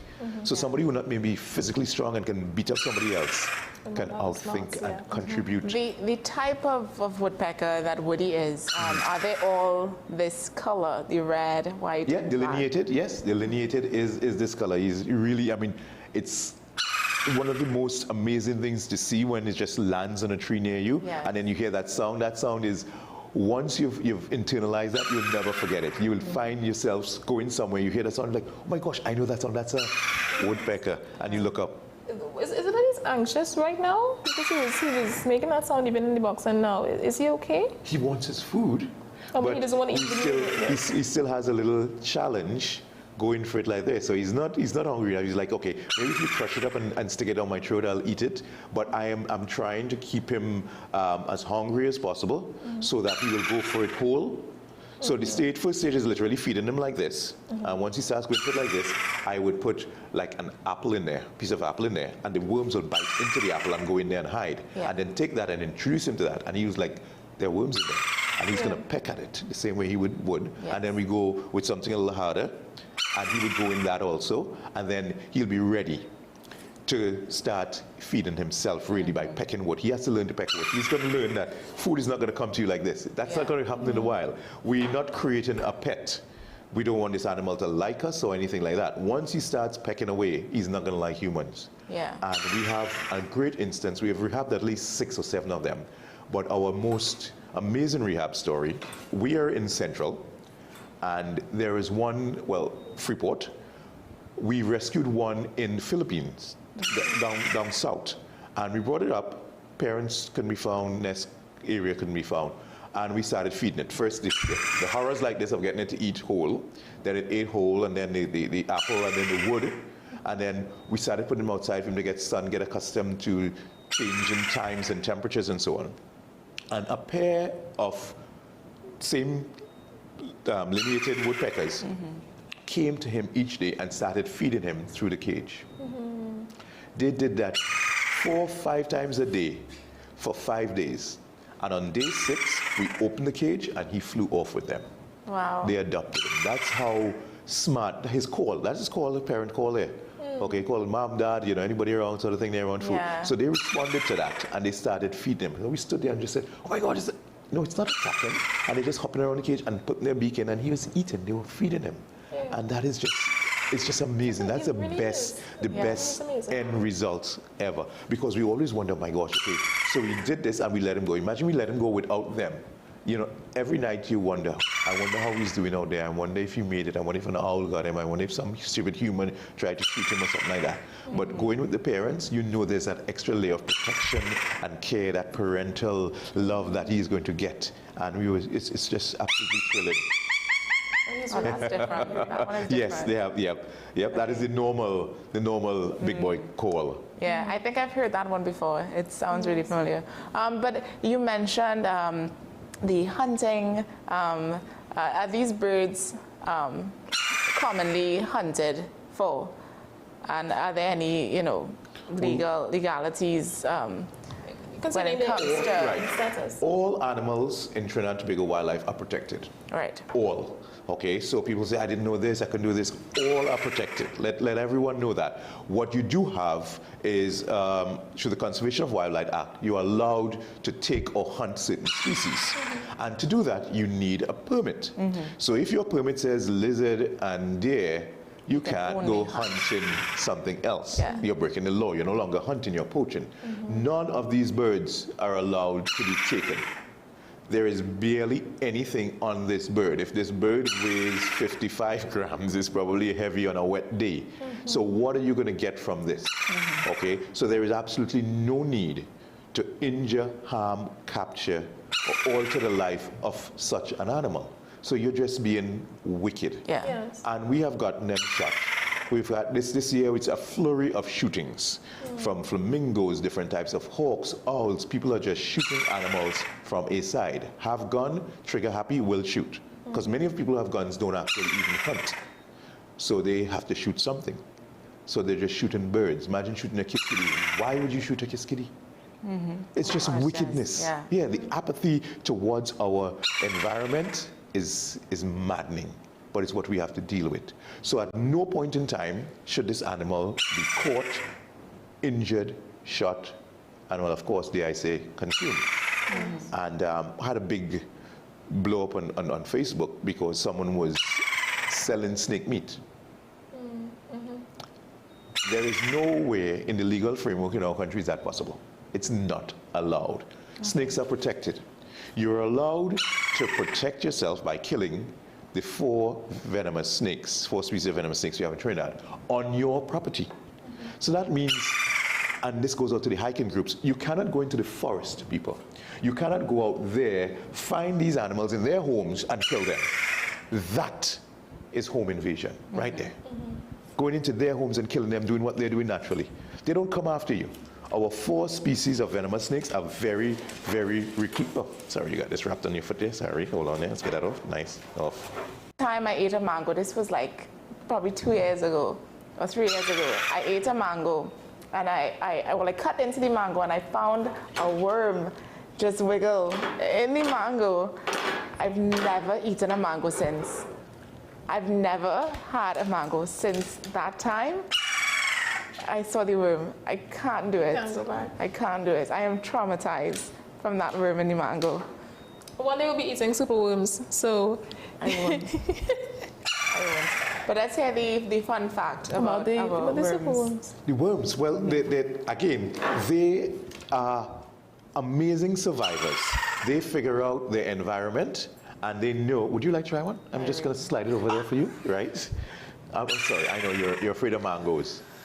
No, it's the worms, right. Anyway, they read their environment, and if instead of dying, they will go through that change, metamorphosize, and leave that area. Okay, so they are very adaptable. So is it that they have a brain or not?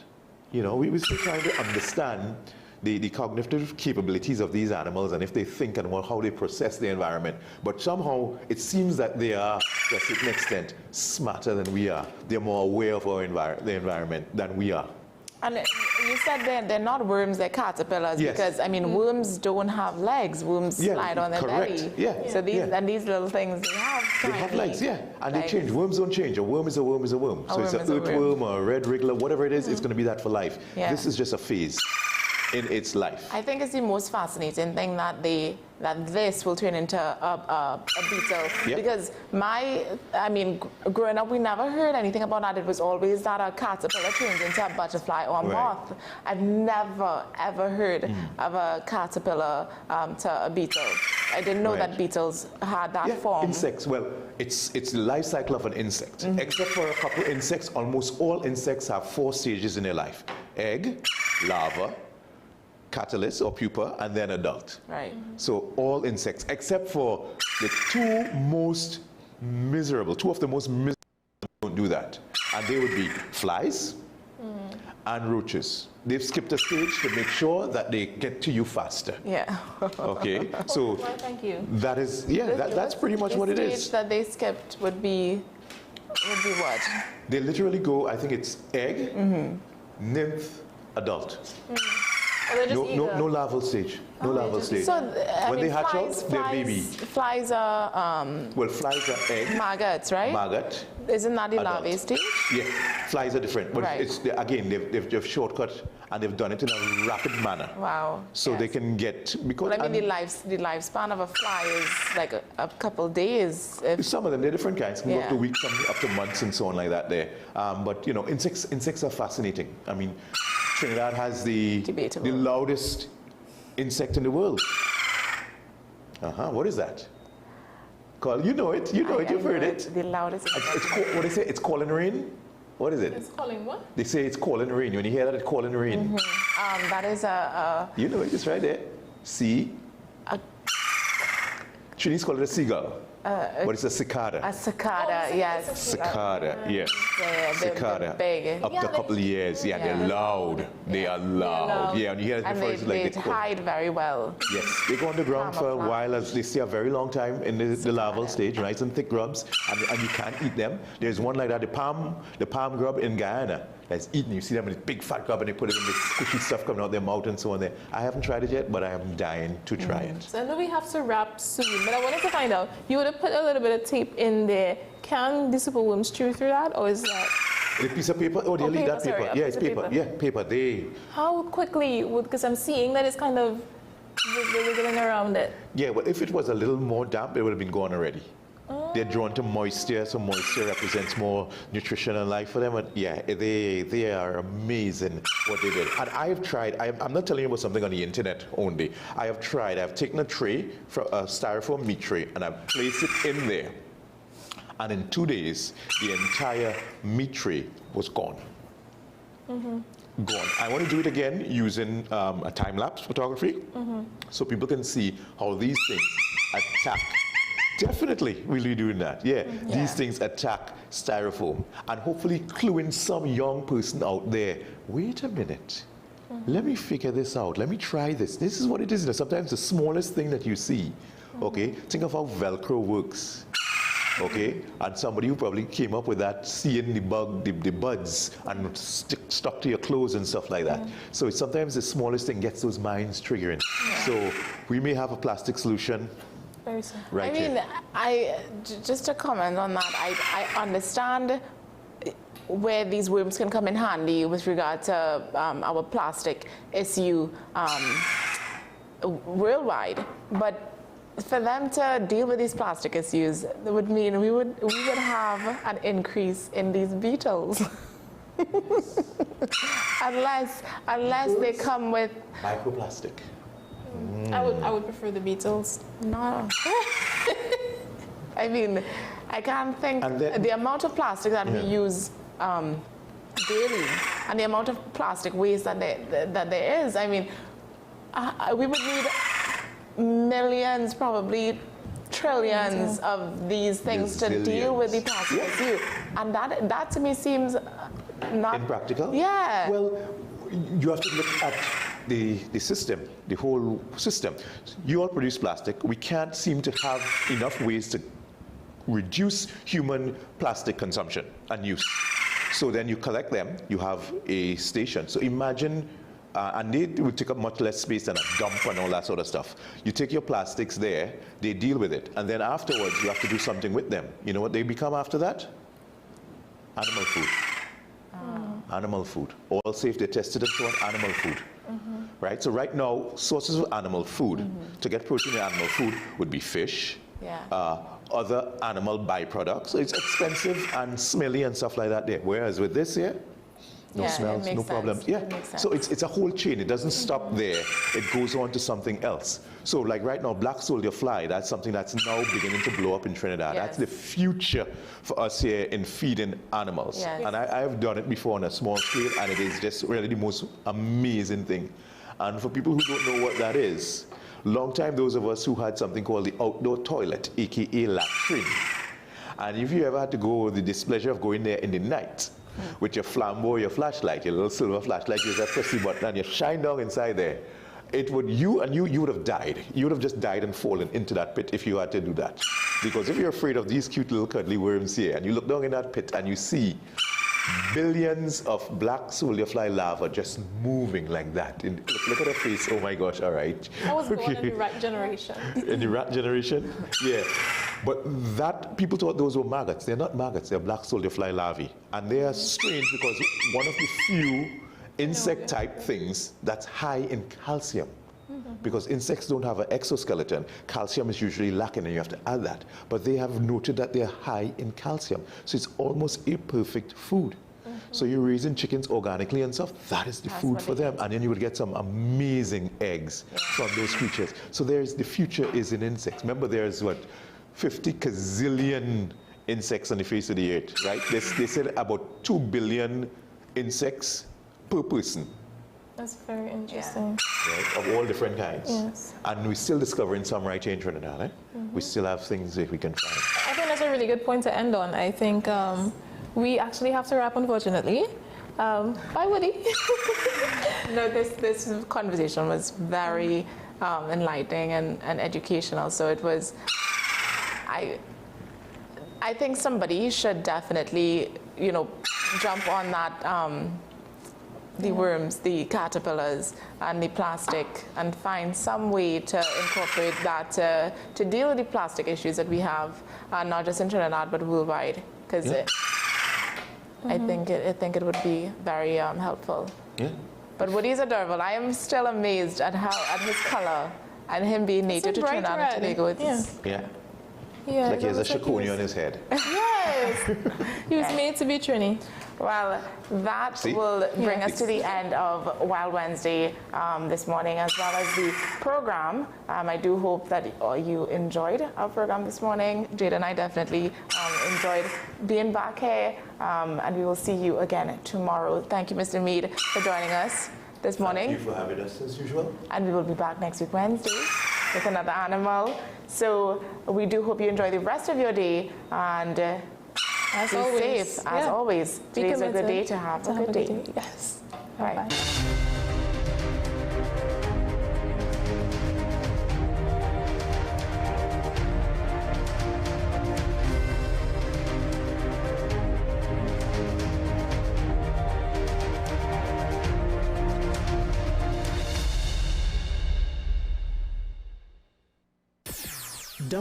WESN.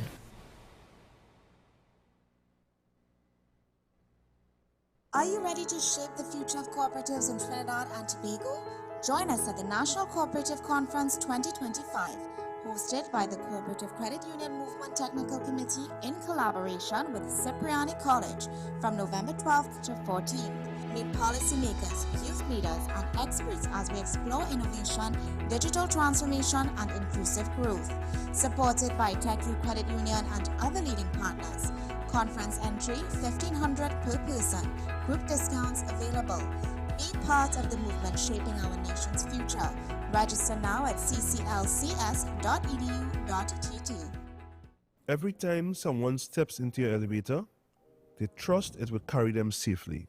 That's why preventative maintenance matters. It protects lives and shields you from liability. It prevents sudden breakdowns that disrupt business and drain budgets. And it keeps you compliant, so you never have to second-guess safety. With Ardent Solutions, you're not just maintaining elevators, you're protecting people, preserving trust, and keeping your building moving forward. My name is Dr. Stephen Carroll, the CEO at Community Hospital of Seventh-day Adventist, and we are committed to making good private health care affordable. For all your medical needs, including dental, radiology, laparoscopy, behavioral and mental health, along with many other services, contact us for more information at 235-5479. Community Hospital of Seventh-day Adventist, where good private health care is affordable. WESN.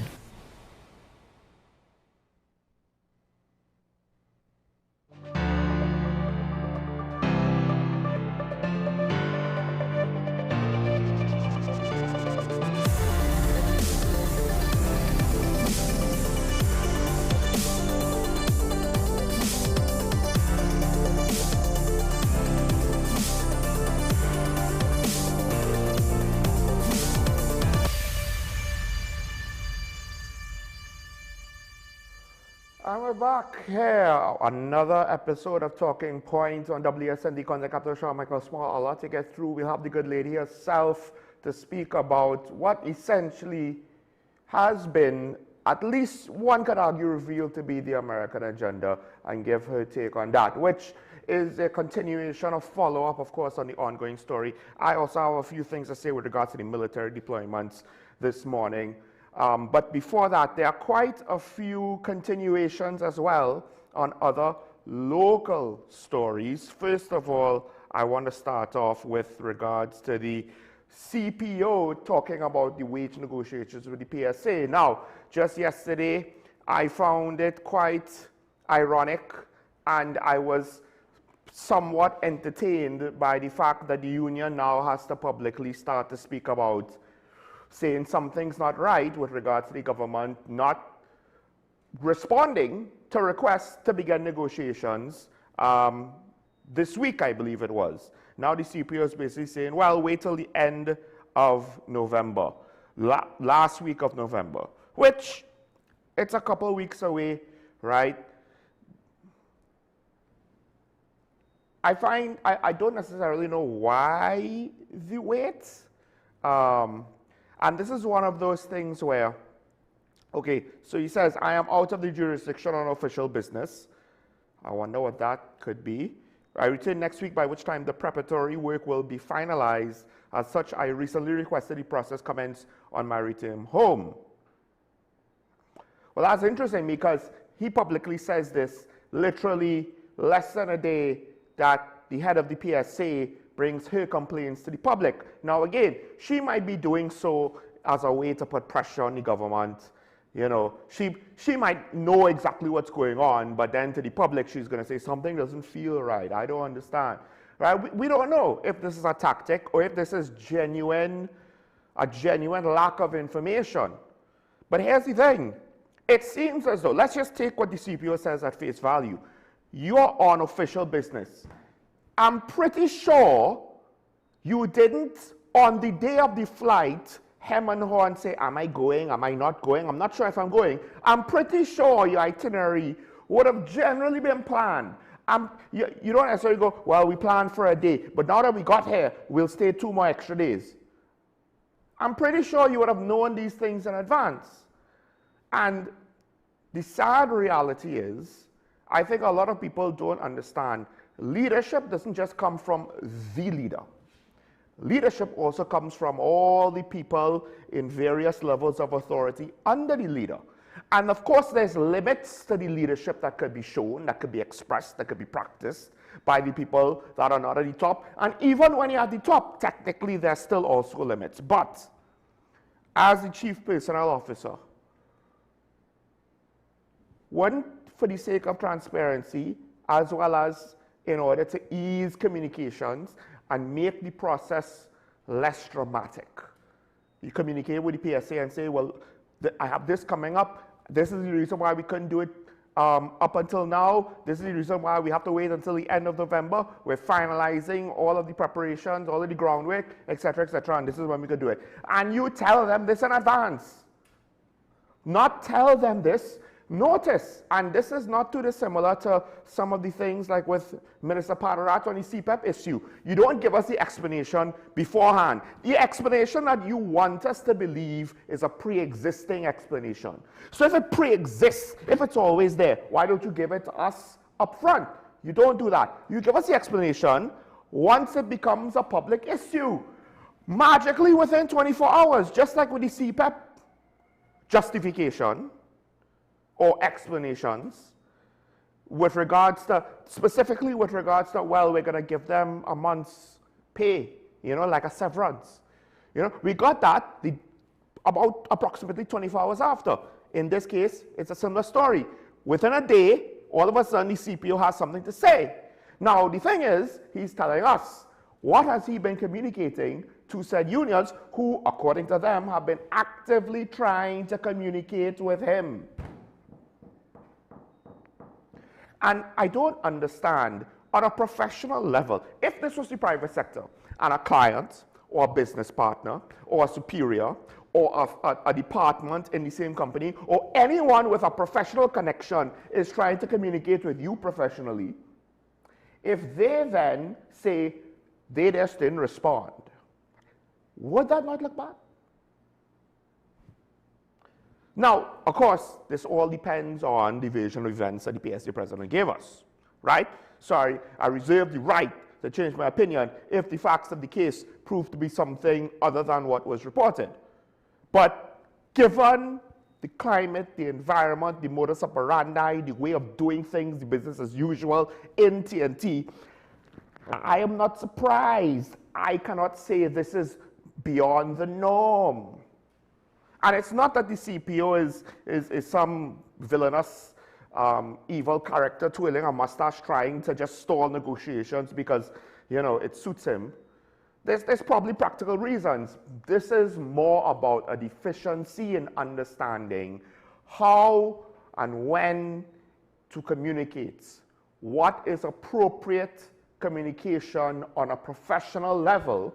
Because at the end of the day, our entire system of education and labor, which includes who we promote, who we advance, who we retain, is basically resulting in a system where we will be promoted up until the time that we will fail. And we are not necessarily developing people to take on higher and higher responsibilities. The assumption is, oh, you did this low-level job, well, you should be better at this high-level job, which is not always the case. You see that in sports all the time, at least the sports I watch. You see that happen in business quite a bit. You see that happen in paramilitary organizations. Sometimes a good colonel is not a good general. Sometimes a good lieutenant is not a good captain. So, and the deficiency in communication is in part because culturally, it's not something I suspect. I don't know how true this is. I don't have statistical data on this. But just based on what we see from public communications across the board, culturally, we don't get it. Culturally, we don't practice it, so we don't know how to practice it. We don't even know that it's lacking. We only see the results. We only feel the results and have an emotional response to the results, but we don't actually understand what's going on, why it is we reach a point where something doesn't feel right. Basically, what the PSA president said is a good summary of how we react to things like this. All we know how to do is to say something doesn't feel right. We don't actually know what doesn't feel right, and at least some parts of it can be discerned, figured out, analyzed, scrutinized. There are case studies that could apply. It's not hard to see some of the root causes of what doesn't feel right in how we conduct professional business. And that's why the politics is the way it is, just saying. All right, a couple of things to get through too. First of all, next.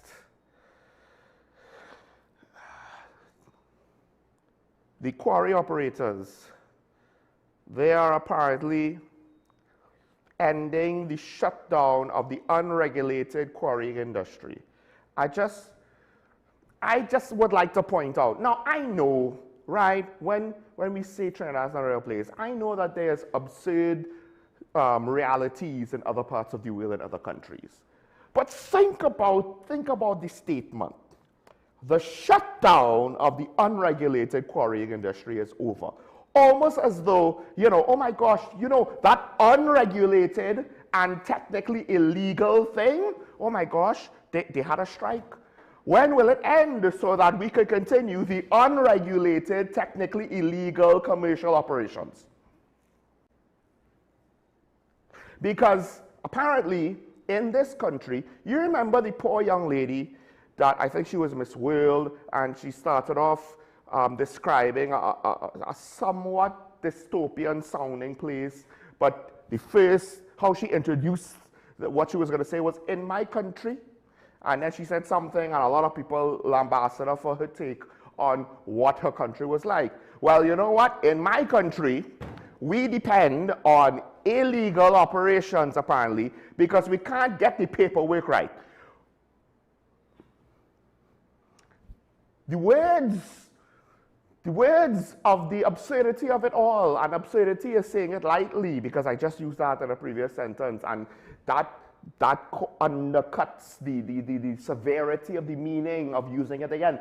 The words of how ridiculous this is, because it's not like it's an international treaty, or, you know, it's an environmental, geographical issue. So Mother Nature is just making it hard for us to do something. Or our partner of another country is making it hard for us to do something. Or maybe a foreign company is making it hard for us to do something, or foreign government, whatever. It's us. We are making it hard for us. And in this case, we can't even say it's the political parties playing politics, because unless we haven't reached the part where they attempt a solution to this problem and, you know, political divides came into play. We haven't even reached there yet. Literally, it's just we can't not help but trip on our own feet. Because here's the sad part, right? So if the entire industry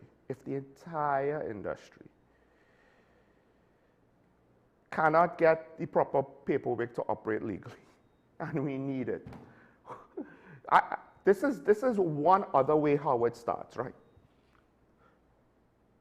You get someone to do you a favor.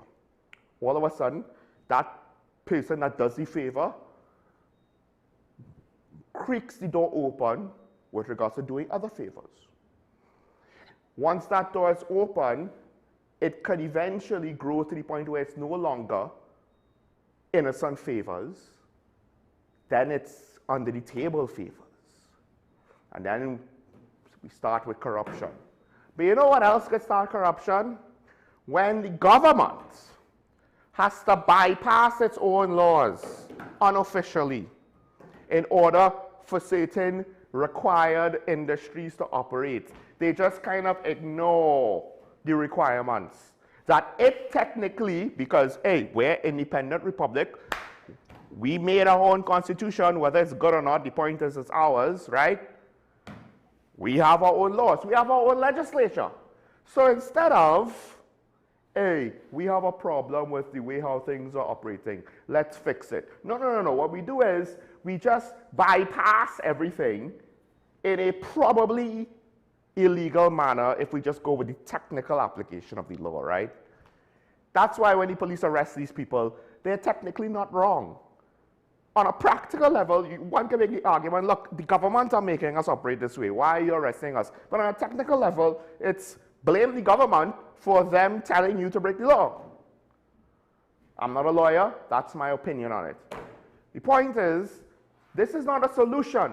And then if we want to bypass laws and kind of ignore certain regulations and ignore certain requirements, then that's how you open the door, one, on negligence for potential industrial accidents or poor customer outcomes, fraud, and et cetera, and two, corruption. And I get it. This is not unique. This is not some unique symptom of TNT. It's not as though we have some extra level source of corruption here that no one else has. I'm just saying, it's not like we have some evil mastermind planning all of this stuff out, and no matter what we do, we can't fix it. This is us trying to walk in a straight line, sober, and still falling. What you want the authorities to do then, apparently. Now, another ongoing issue is with regards to the transfer system. Right? This is from a child's rights activist. If a parent can demonstrate every attempt was made on their part to enroll their child into school or seek a transfer and there's a delay, you would typically need to show that the child suffered a particular harm, such as educational disadvantage, loss of opportunity that followed from the delay or failure. However, the Ministry of Education has a legal duty to provide sufficient public school places and ensure children within this age range are enrolled in school. So, if the two things come to a head, the state could face legal liability.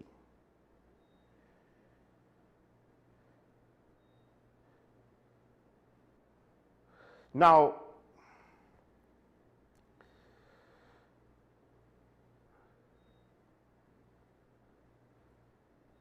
part of this is now potentially going to expose the inequalities in the education system, right? And this is something that people around me have complained about. For whatever reason, we don't have enough good teachers. The good teachers go to the prestige schools. So even though a lot of the prestige schools at the secondary level are not private schools, they're the schools that teachers, I guess, want to go to. Part of it could be just the expectations level. Do I want to go to a school that has low expectations of itself, of its student population for itself, that the parents have for their own kids? How am I supposed to achieve anything, right? And then, of course, it goes further. The activists went further with regards to special needs situations, which is also one of those things where perhaps a lot of the stuff now in 2025 is all of a sudden they have all of these kids with special needs. We didn't have this when I'm growing up yet, because most likely it wasn't diagnosed. Now, there could be some misdiagnosis and a lot of trying to be too protective of children. I get that, right? But think about it. Growing up, there was always the children labeled as slow, labeled as different, you know, potentially ridiculed and laughed at. They themselves might not have even understood half of the insults going their way. And some of them might have had cognitive limitations. Some of them, it's not that they had cognitive limitations, it's just that the one-size-fits-all situation of our education system didn't work for them, and once they got out of it, those that were willing to work on themselves were able to flourish.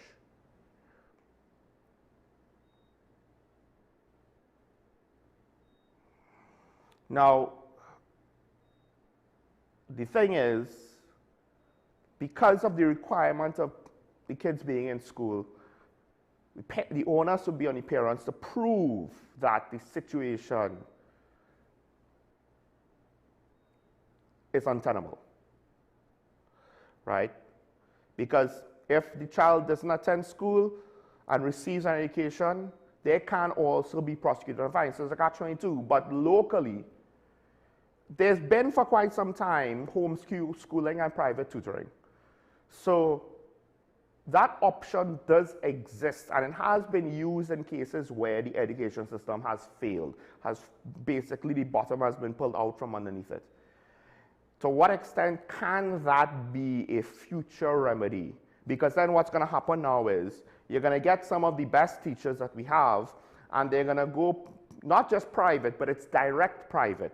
So now you no longer have necessarily, potentially, an overhead of a school facility and the middleman of all of the school administration costs and stuff like that, right?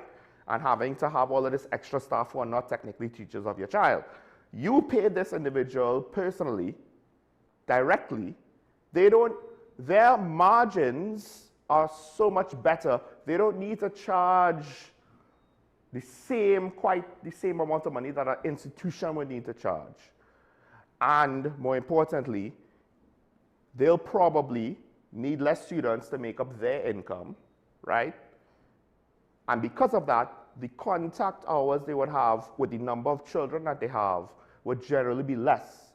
So it will help feed into a supply-demand issue we could potentially be facing of good teachers. Because some of the good teachers will be just dealing directly with less students. The flip side is homeschooling also involves potentially parents themselves, and this is the traditional thing, the parents run the education of their kids.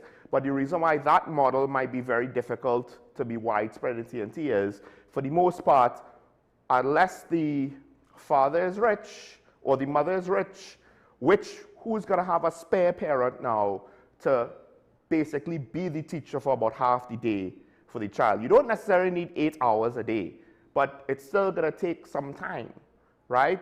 And if one of the parents are rich, they'll probably just chuck the child in a private institution. So there's a lot with our education system, and this extra layer of bullying now just actually potentially compounds other problems. The key thing is this, though. The deficiencies of teaching and the deficiencies with regards to the response to bullying and disorderly conduct in schools, who feels that the most? Probably the lower economic bracket. And it now just makes, what is the book bag education is basically a way out, is the future. It's how we progress. It's how we get our population out from the state of low income or poverty status, right, to be flourishing, productive members of society. But when now there are things that are chipping away at the validity of that system, of the integrity, of the capacity, of the capability of that system. And then, of course, there's the whole one-size-fits-all situation. Then we can't say education is the way out, and the education system has systemic flaws that are very practical and visceral, and potentially for individual cases insurmountable of their own accord. But it's fine, you know. We want to debate things like laptops and new campuses and new universities. Meanwhile, too many young people are slipping through the cracks due to circumstances not of their own. We don't really hear about those types of things on the campaign trail. And I hate to say this, but a former principal of a school like Naprimo Boys, I'm sure he was a principal elsewhere, I believe. I could be wrong. To what extent does he have experience with the specific challenges of a junior sec or a government RSC and things like that? Because you might think, oh, schools are schools. No, they're not. No, they're not. That's why prestige schools exist in the first place. If all schools ran the same, then why is it that we as a population go to common entrance and have our children compete for the rest of their lives at the age of 11?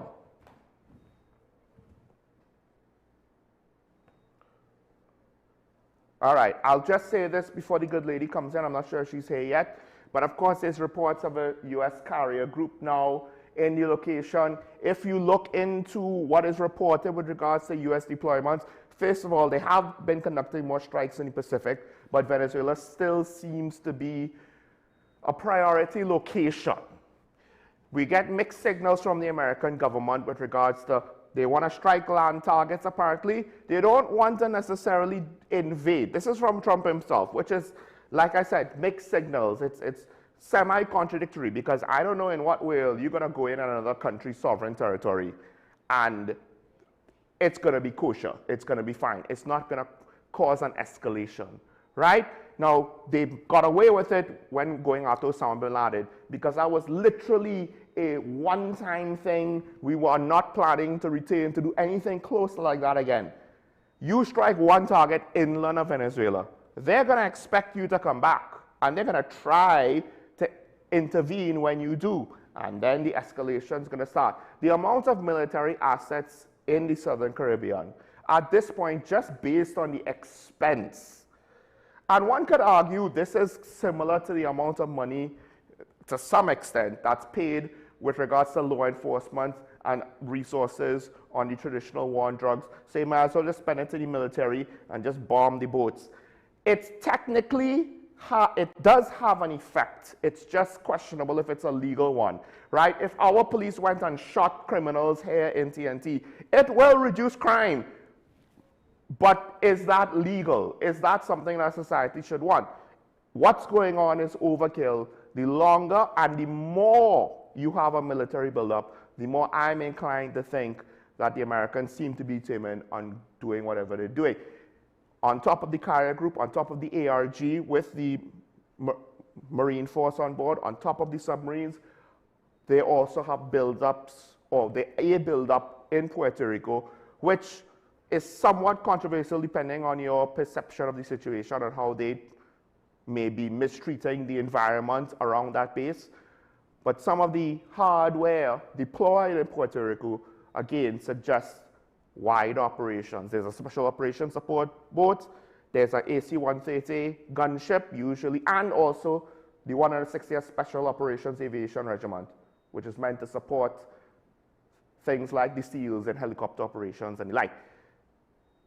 That could mean raids, or that could be the beginning of a wider situation. Venezuela reportedly doesn't have the military capacity to defend itself from a concerted effort. The problem is, while militarily victory might be easy initially for the Americans, the aftermath and victory in the aftermath, well, if Afghanistan and Iraq have, you know, anything to show on what that could look like, it's not going to look good. You could also go to Somalia in the mid-90s as well with regards to how American intervention can go wrong. But it seems as though transnational crime has been in U.S. Southern Command's radar for quite some time. We'll get into that and more next. Stay tuned.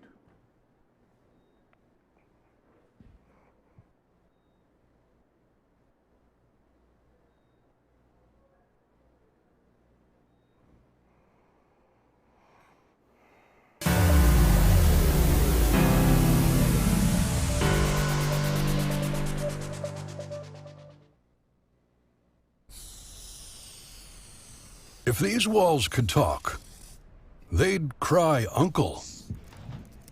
They didn't plan to become offices or yoga studios. But they've stood by us, even when we got a little stir-crazy. For that, they deserve some thanks. They deserve Benjamin Moore. Hi, I'm Claudette, radiographer at the radiology departments at the community hospital. We offer high-quality service with state-of-the-art equipment in X-ray, ultrasound, CT, and mammogram. Come, our friendly staff awaits you. Give us a call at 235-5479. The Community Hospital of Seventh-day Adventist, where good private health care is affordable. Low energy? Heart concerns? Migraines slowing you down? It's time to take control of your health. Join Wellness Unlocked, the series that brings expert advice and real solutions for a healthier you. In our latest episode, learn how Jameson CoQ10 can help support heart health, boost energy, and even reduce migraines. Get the science, the stories, and the steps to power up your health with CoQ10. Don't miss Wellness Unlocked. Watch now on WESN and start your wellness journey today. Take some time for yourself or spend some time with the family at Sandy Point Village Hotel. Enjoy our various studio and suite apartments, self-contained with their own kitchenettes and Wi-Fi. We also have our famous 100-foot swimming pool and our beachfront restaurant, the Steak and Lobster Grill. And our location in Crown Point puts us near the center of activity from the nylon pool to the local nightlife. Call us and make your reservations at 639-8533, 389-2378, or email us at sandypointvillagehotel@gmail.com. As always, we appreciate you starting your day with us. Let's get into this morning's first conversation. Is the country's healthcare system more at risk more than ever? Why it has remained unaddressed for so long. Political parties get lots of cash, big cash from financiers, and then when they get that now, you can't account for it. But it's really the specialist nurses who we are in a greater shortfall for. We can tap into the resources and have them, at least form some mentorship programs. Highlight our food systems, and which will attract persons from all over the world to come and experience something that actually supports the local economy. We're lucky that we have a vibrant legal system that allows change to take place, and it's not that matters are just swept under the carpet and discrimination is allowed to be perpetrated. A lot of people don't know that, there were attempts to ban the carnival, suppress the carnival.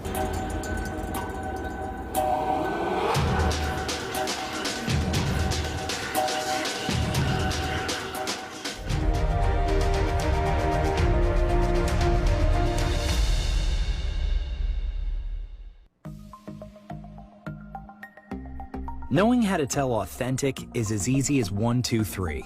Find it, match it, search it. Step 1. Find the style number on the tag.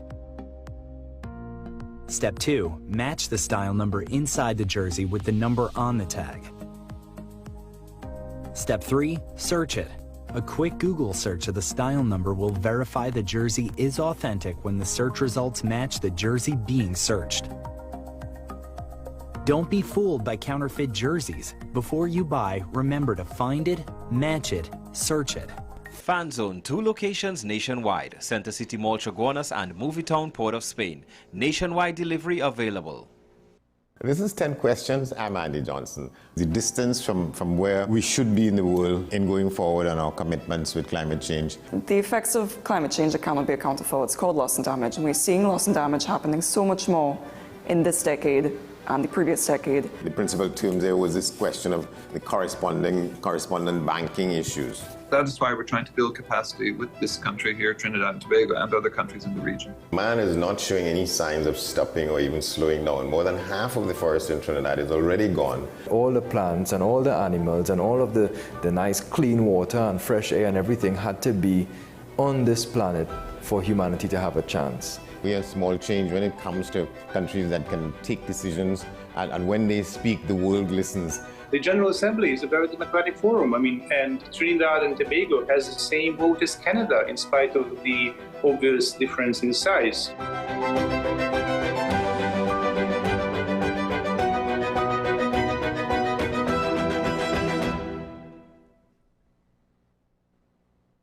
This is Face of Sports, WESN Content Capital.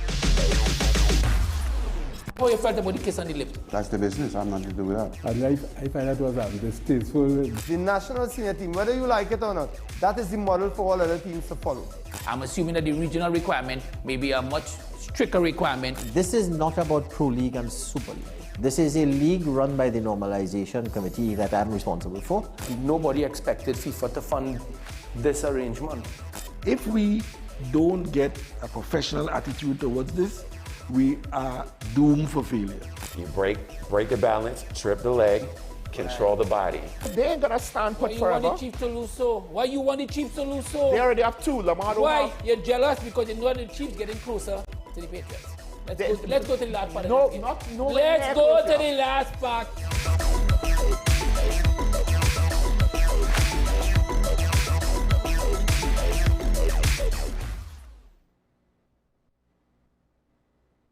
You are watching Strictly Legal on WESN Content Capital. Just give an overview of what exactly is that split arrangement.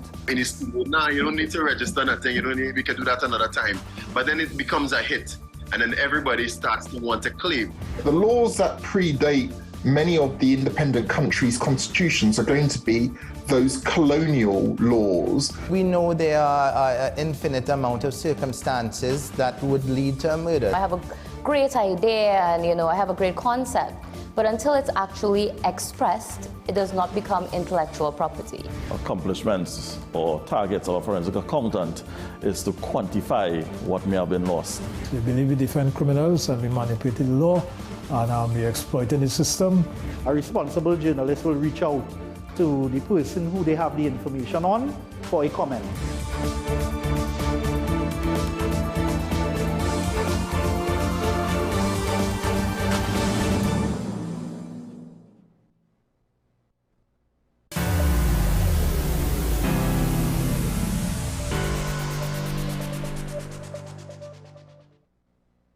I'm back here talking about the WSND Content Capital. Of course, yes, things seemingly are heating up with regards to what's going on. America is deploying more force in the region. The kind of assets, the kind of resources where it would be surprising if they care to do nothing and just spend a lot of money, right? But before we get to that, there's something that happened which is actually tangentially related because it speaks to regional politics, potentially around the issue, because right now that's at the forefront, the difference between politicians of this country and politicians of another country, and it led to comments by one of the politicians of this country, which, to say lightly, is a bit of a stretch, at least in my opinion, with regards to what is the standard or the principle you're saying is breached, the standard you're trying to maintain.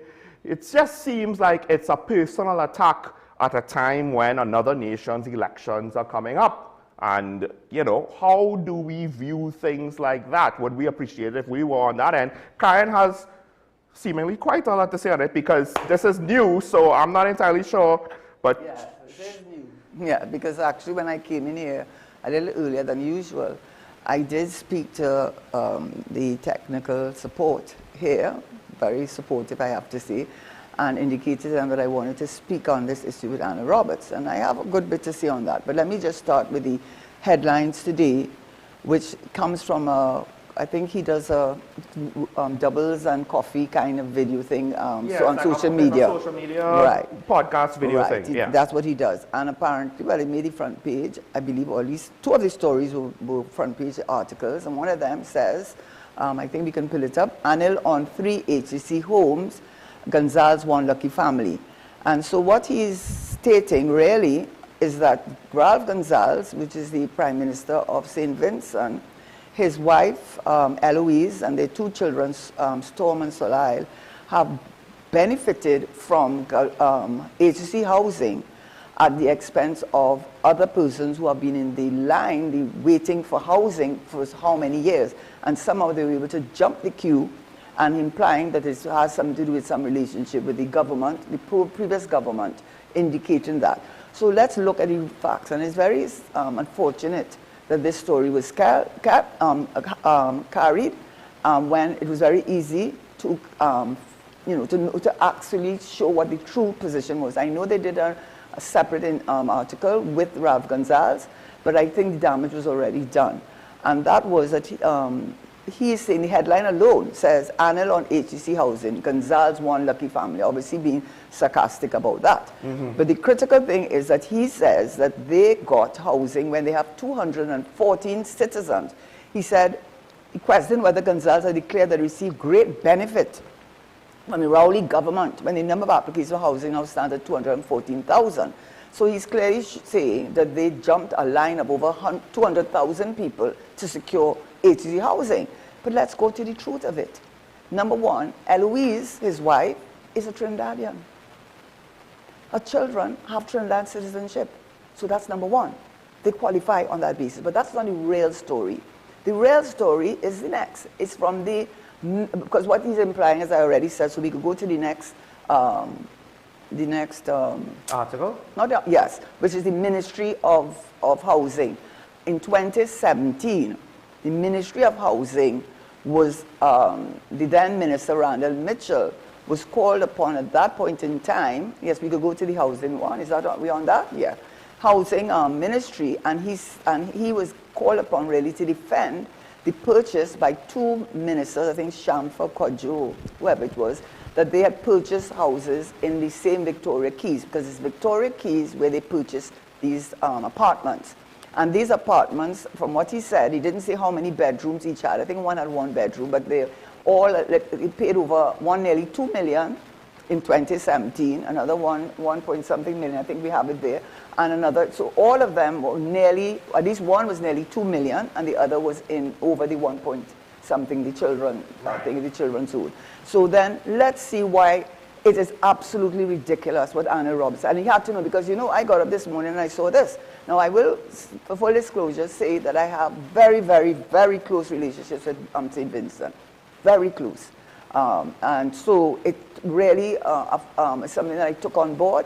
And quite apart from Dr. Ralph Gonzalez, I do have a close relationship going back years now with St. Vincent. So then I read this, and this is what they could have found out, and the reporter should have put that in the papers when she wanted to show Anna Roberts, because you already did the damage.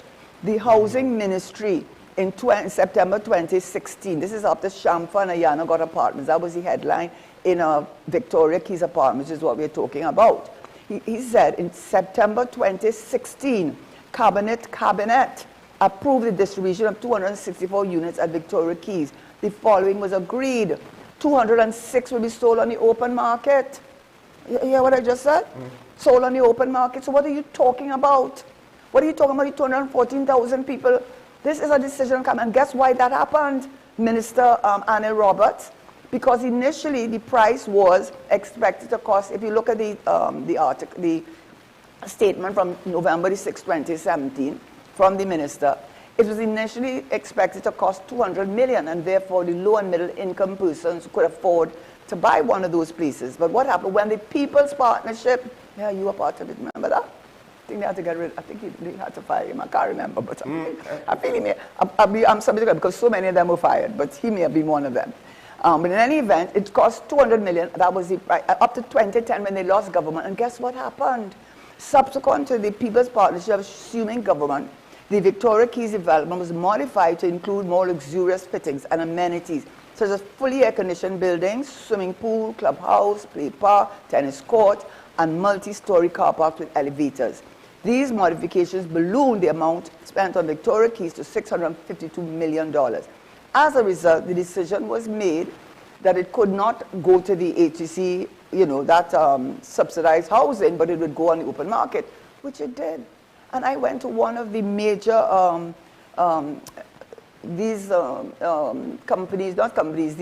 websites that you can go on as a real estate agent. Right. Right. And I went and looked on it. And what I saw now, the prices for 2-bedroom is $2 million. Now you and they think the 3-bedroom is 2.5.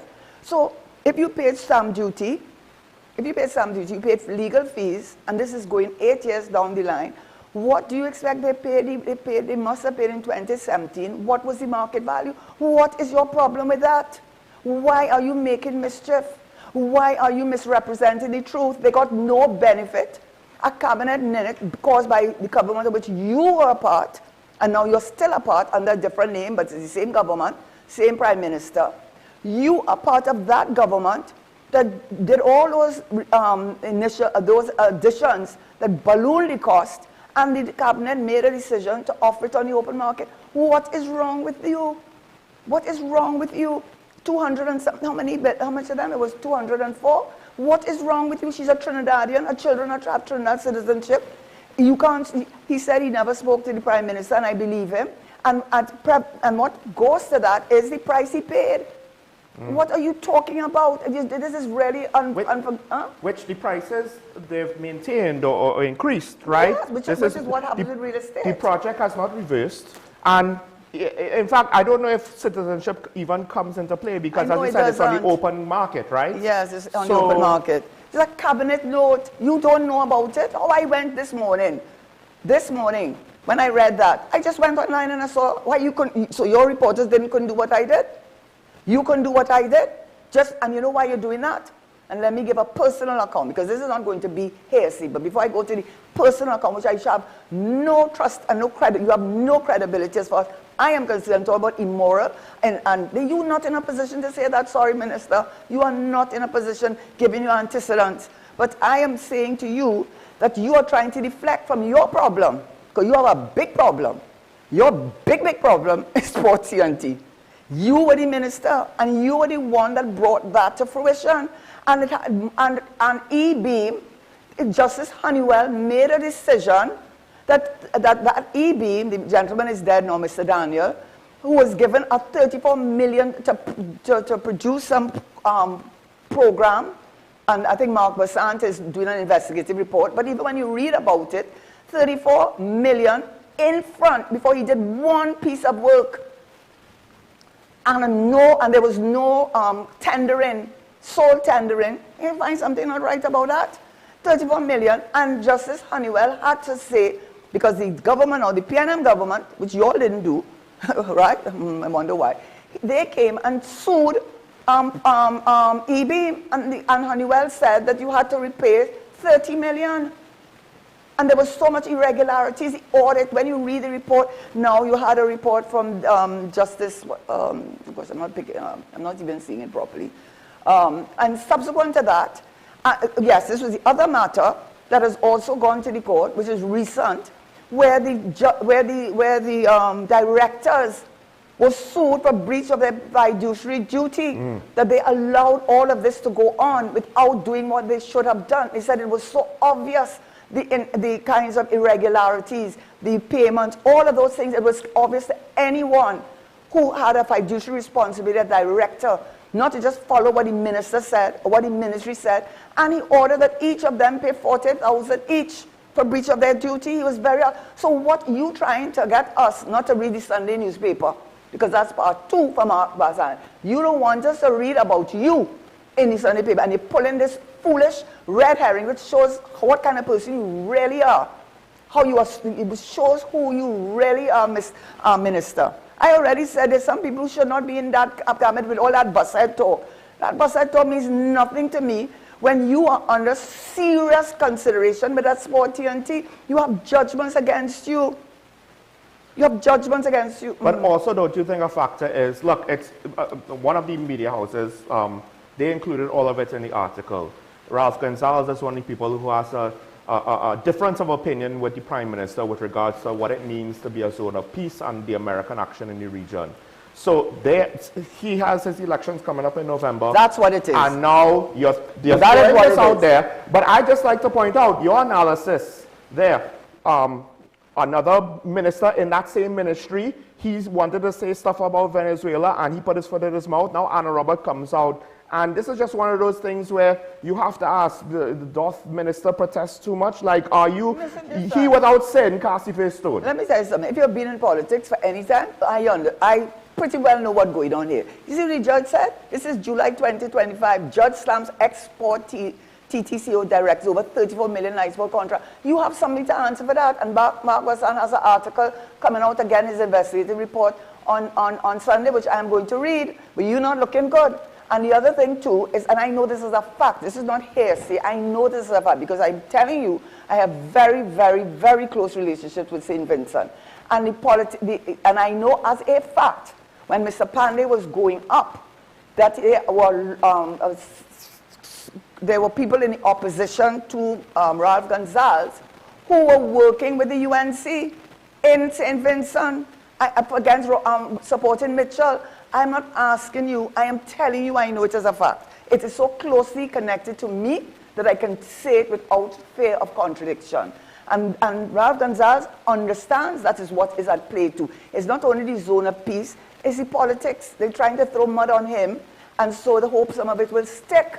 Because right now, elections are going on this, and he's probably going to win again. He's very, very popular, regardless of what you think of him.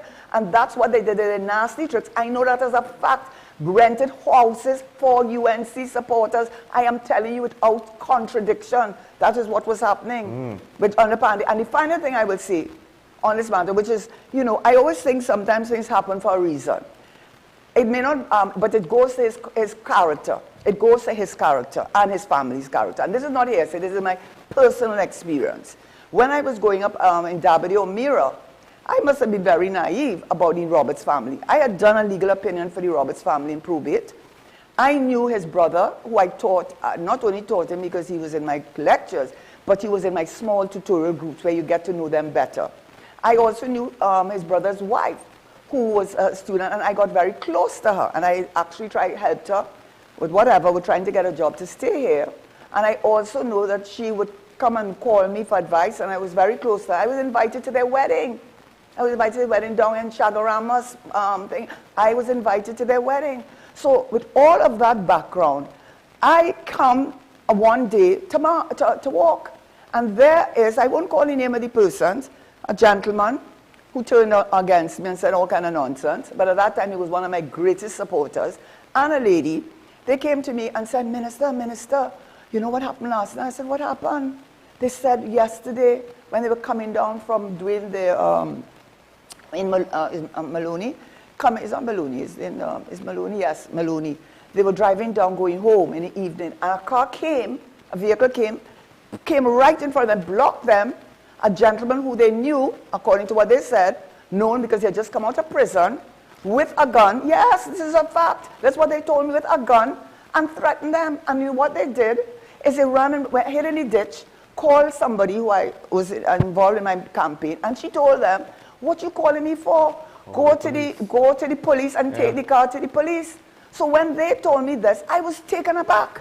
I couldn't believe what they were telling me. So me with my foolish, I have to say naive self, thinking that these Roberts people are decent people based on all what I said before, I said, you know what, I'm just going to go and speak to Anil and tell him that's not the way to conduct a campaign. If he's going to win, let him win. But don't do those kind of things, that's not right. is bordering on the criminal. I went inside there, Anna Roberts, and now I'm getting to say the story because when the Guardian published it, they had me look like I'm fighting Roberts, and they said that I went in there and threw down tables and chairs and made lie, out and out lie. I went in there and I asked to speak to Anil, and they said to me he's out walking, but his brother is here. I said, but could I speak to him? Behind a wooden door, they open it up, and a set of them, that must be their engine room. That young man, he didn't curse me, but everything he did otherwise than curse me was I could not believe this was a student I had taught at law school. I could not believe it. The level of disrespect that he showed me out of just being a former teacher, there was no reason for that. And I was in shock. So then when I realized what I was up against, I left.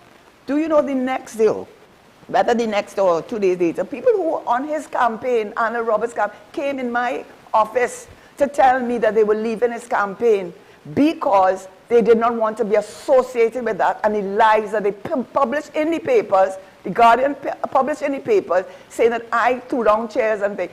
You understand? What do you think I think of Anna Roberts? Now, I would never say that if it wasn't true, because I know there's law called defamation, but this is what you call justification. This is not hearsay. This is my own personal experience with Anna Roberts. And there's more I could say, but I don't want to go down that road. But all of it is not good. Nothing is good. So when he is part of your government, Prime Minister, you have to look at yourself with that, you know. You have to look at yourself with that, you know. Don't tell anybody about bus head, you know. You're not in a position to talk about corruption. You're not, because you have people inside there that should not be there. It's similar to things I said with the PNM not understanding they lost the election. He has cases to account for, and I think Anna Roberts is a name. When people saw that he was accepted by the political leader of the UNC, now Prime Minister Kamala Persad-Bissessar, once again, we all had questions. Why? Why? And I think the only reason why it didn't necessarily undermine the election campaign was because he wasn't at the forefront. But now he steps forward. To do the, you know what he's doing? The job that, you know, when she had her Rottweilers around her, she had her Rottweilers around her, and they would talk raga, raga, raga. And so Anna Roberts is there to do the raga, raga talk. And so that you look statesman-like, and he does all the raga, raga. But Prime Minister, that is not working. Get rid of him. And you know, when I was growing up, I never used to listen because I got good advice. Don't listen, because if you listen to the radio, then you're going to get upset. The nastiness that Anna Roberts said about me, the nastiness that he said, allegedly, let me put allegedly, that was told back to me. What you are doing with him in your government, you are in no position to tell anybody that you're going to bust anybody's head. You know that he shouldn't be there, but you know what? You need a rabble-rouser, and that is why he's serving a purpose, and that is his purpose. And I am pretty certain, I mean... Well, you see, there were other people to do that role in the last couple of months. You know, after the election and just before. You mean Padra? Let me not say. No, but that means outspoken. Yes, to be outspoken and to be right. So he didn't need to come up with the fraud. But as I said, at least in the case of the whole Venezuelan situation, that didn't go so well when one of the more outspoken members of cabinet tried to be outspoken, right? It got some bad press. We spoke about it. Holding it in the palm of the hand? Yes. So now Mr. Roberts come to the forefront, and again, this is something that I will never understand. You can't speak as though you are without sin. And too many politicians want to kind of conveniently forget, hey, I have accusations, or I have rumors, or I have the public's distrust, but I'm going to stand on a platform of moral superiority and basically talk down to whatever subject matter I'm talking down to. And it doesn't work. No, but you see with Anna Roberts, and by the way, it's not anything like personal against Anna Roberts. I mean, I don't know him personally like that. But what it really says, it speaks to the character of the government in terms of who they will allow in their cabinet, knowing that that is not someone you put in there. There's too much that minister is carrying, too much. And the only value I see he is to you is to do the nasty work, and because somehow he has his followers, doubles and whatever is it, doubles and coffee, have his followers, and those who want to think, yeah, get the PNM, get the PNM. So I was wrong in my last statement. It's not that it doesn't work, but it works for the base. Exactly. And it will work for a certain style of politics, which ironically, I would argue, if anything... Which the PNM was guilty of too, you know? Right, exactly. No, if anything, the UNC won the elections to some extent moving away from that style a little bit during the campaign process. True. Yes, right? it did. So why take steps backward? If you had a positive campaign, and I don't know, maybe it's because you think you can't sustain the positive campaign, you could sustain everybody wins, you know. It's just how you lead and communicate, right? They could do that now. Listen to me. Well, I say it's how you lead and communicate. No, it's not how you lead. No, it's not just... No, that includes the decisions. That includes the decisions. Right, good. Right. That includes, it is the decision. And the decision, I have to say, no, I was supposed to come here and talk about something else, but then we got talking about this, probably won't be able to speak to it in any length.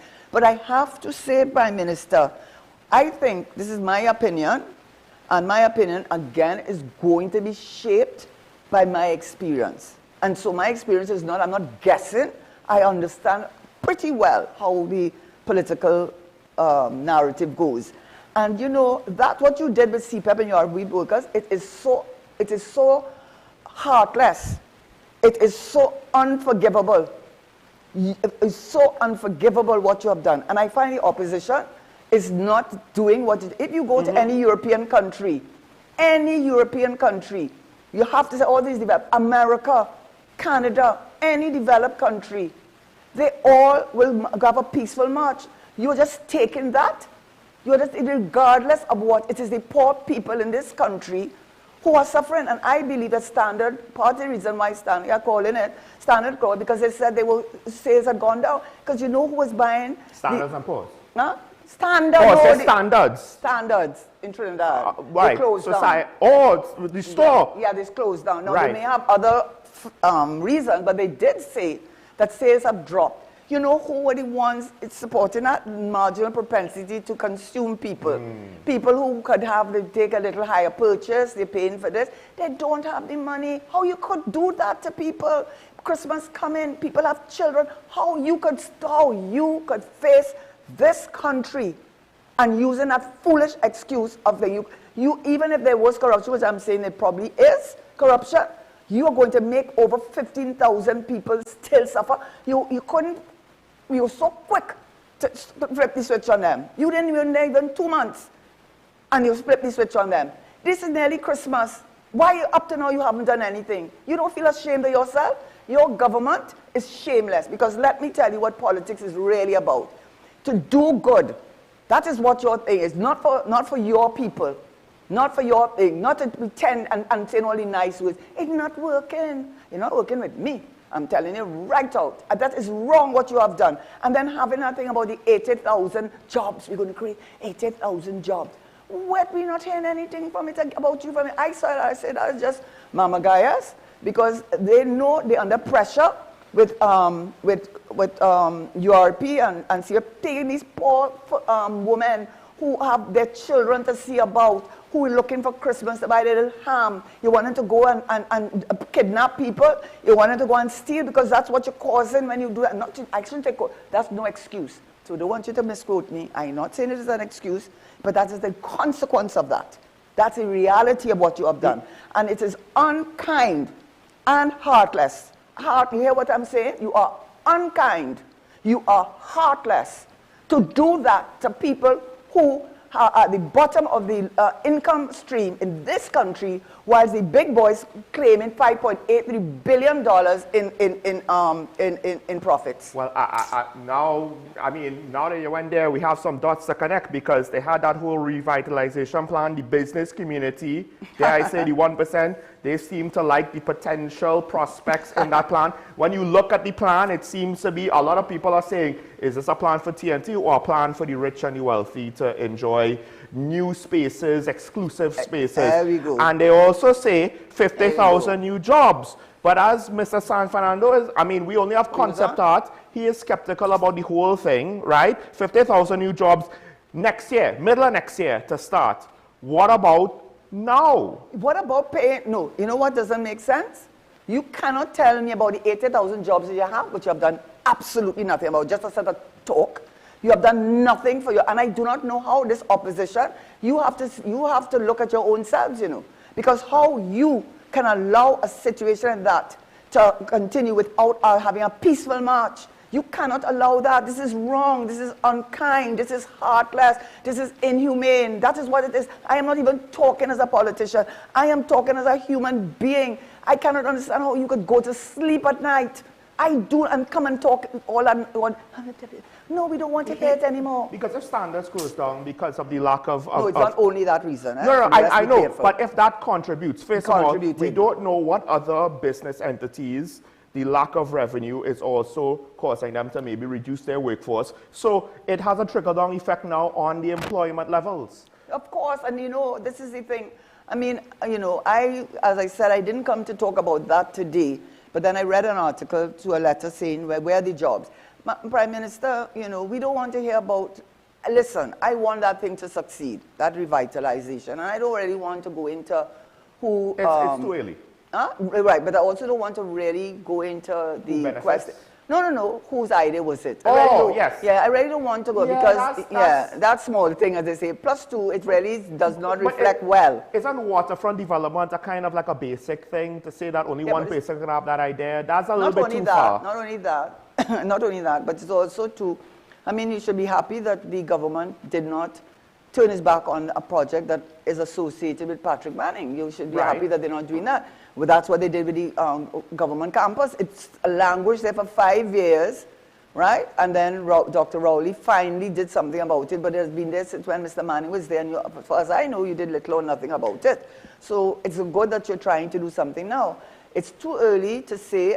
To me, the issue would be, I would like it to succeed, but you know what causes me some, you know, to question it? If you cannot settle the issue with European people who are literally human beings, you cannot settle that 6 months and you pull that trigger so far. If you pull that trigger, you have to have an answer. Yes. Right? And you didn't have an answer. And you have them, and then you pull out this thing with the how many tons? What happened? You have thousands of people going there hoping against hope. Right? You just, all of this is this distraction. Just like your Minister Annan Roberts. He wants us to distract from Sports TNT. Well, we're going to read about it on Sunday, you know, Mr. Roberts. And also, they want you to not to talk about how they're trying to put Ralph Gonsalves under, Dr. Ralph Gonsalves, brilliant man, put pressure on him because you're supporting the opposition. You did in the past. You did in the past. I just want to say, I have disagreed with Dr. Gonsalves on that issue. That doesn't mean that I condone this, right? You have political differences, debate it, right? What's your point of view? What's my point of view? Not force the matter by saying, oh, I'll cut you out by the knees, right? And try to cause controversy so you lose the election. And the sad part is, this isn't even good, like something that you could say, all right, there's questions here, you know, there's smoke here. Like, there's very little of anything here. But there is smoke with sport. But there is smoke with sport. The matter of fact, there might be flames going to come. But now, I'll say this. We'll open phone lines just now because we do have to end the show a bit earlier today. We do have to end by 9:30 because for production reasons. But you said something about the opposition. With regards to their response to the whole situation. What you're sitting on there, you're supposed to represent these people. Well, I mean, you see in France with the jaune gilet or whatever it is, the yellow jackets. These people go out for their pension. And whether you agree with the positions that they do take, people come out. They talk about the Palestine issue. You talk about what's going on in America with Mamdani when he won the elections in New York City to be mayor. When people were so shocked that he could win that, when he took a position that he was recognizing Palestine and he was not supporting the position that the United States, all the billionaires had put into their campaign.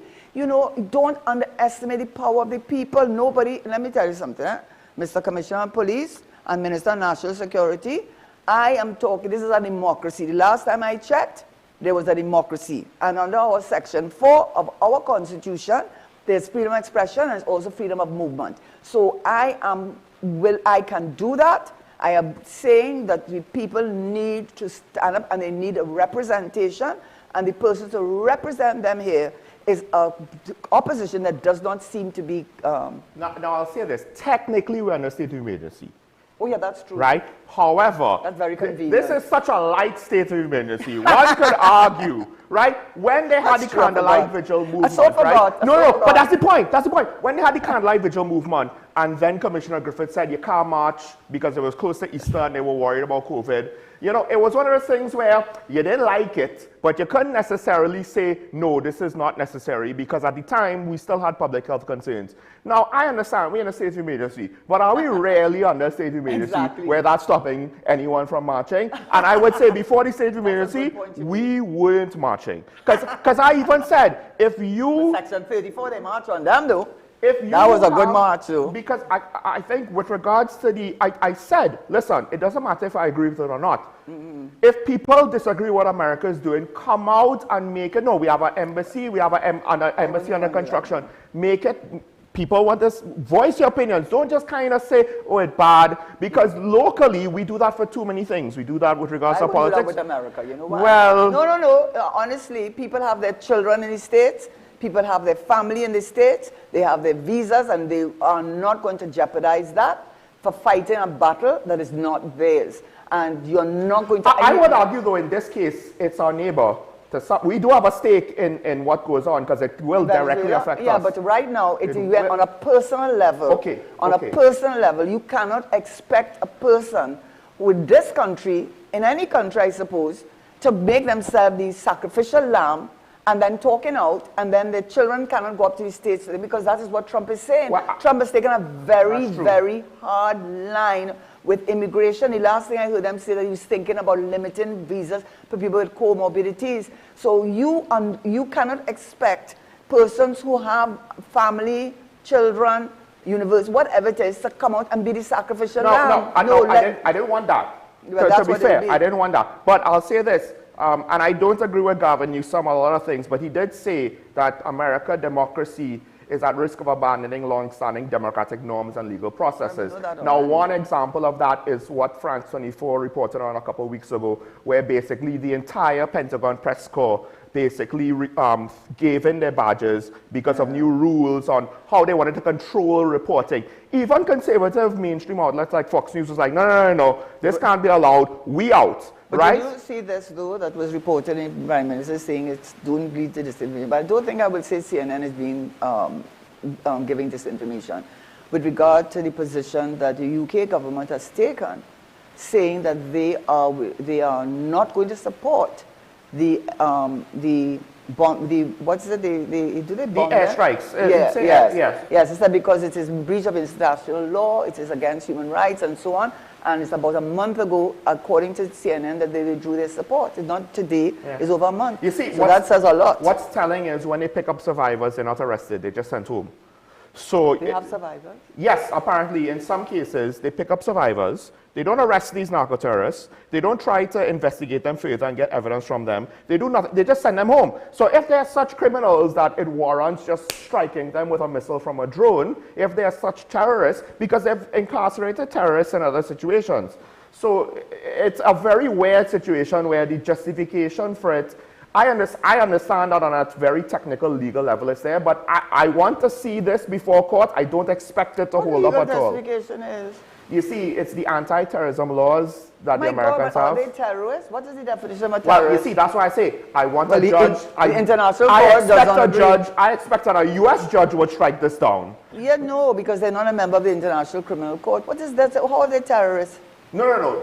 It's just... Well, I'm going to look at the definition of terrorists. Well, you see, it depends on how you view trans... No, it depends on when you want to justify what you do. No. What happens is when you have... Basically, like what our state unit is for. A terrorist is a person who uses unlawful violence, which I don't know that the people that they've been bombing in the water, and intimidation, especially against civilians in the pursuit of political aims. They're not political. No, well, so where's the part that does not add up is the political aims. Right. What they don't give us a clear connection to. They just kind of say that it happens. When transnational organizations threaten judicial officials, right? Now you go towards that realm.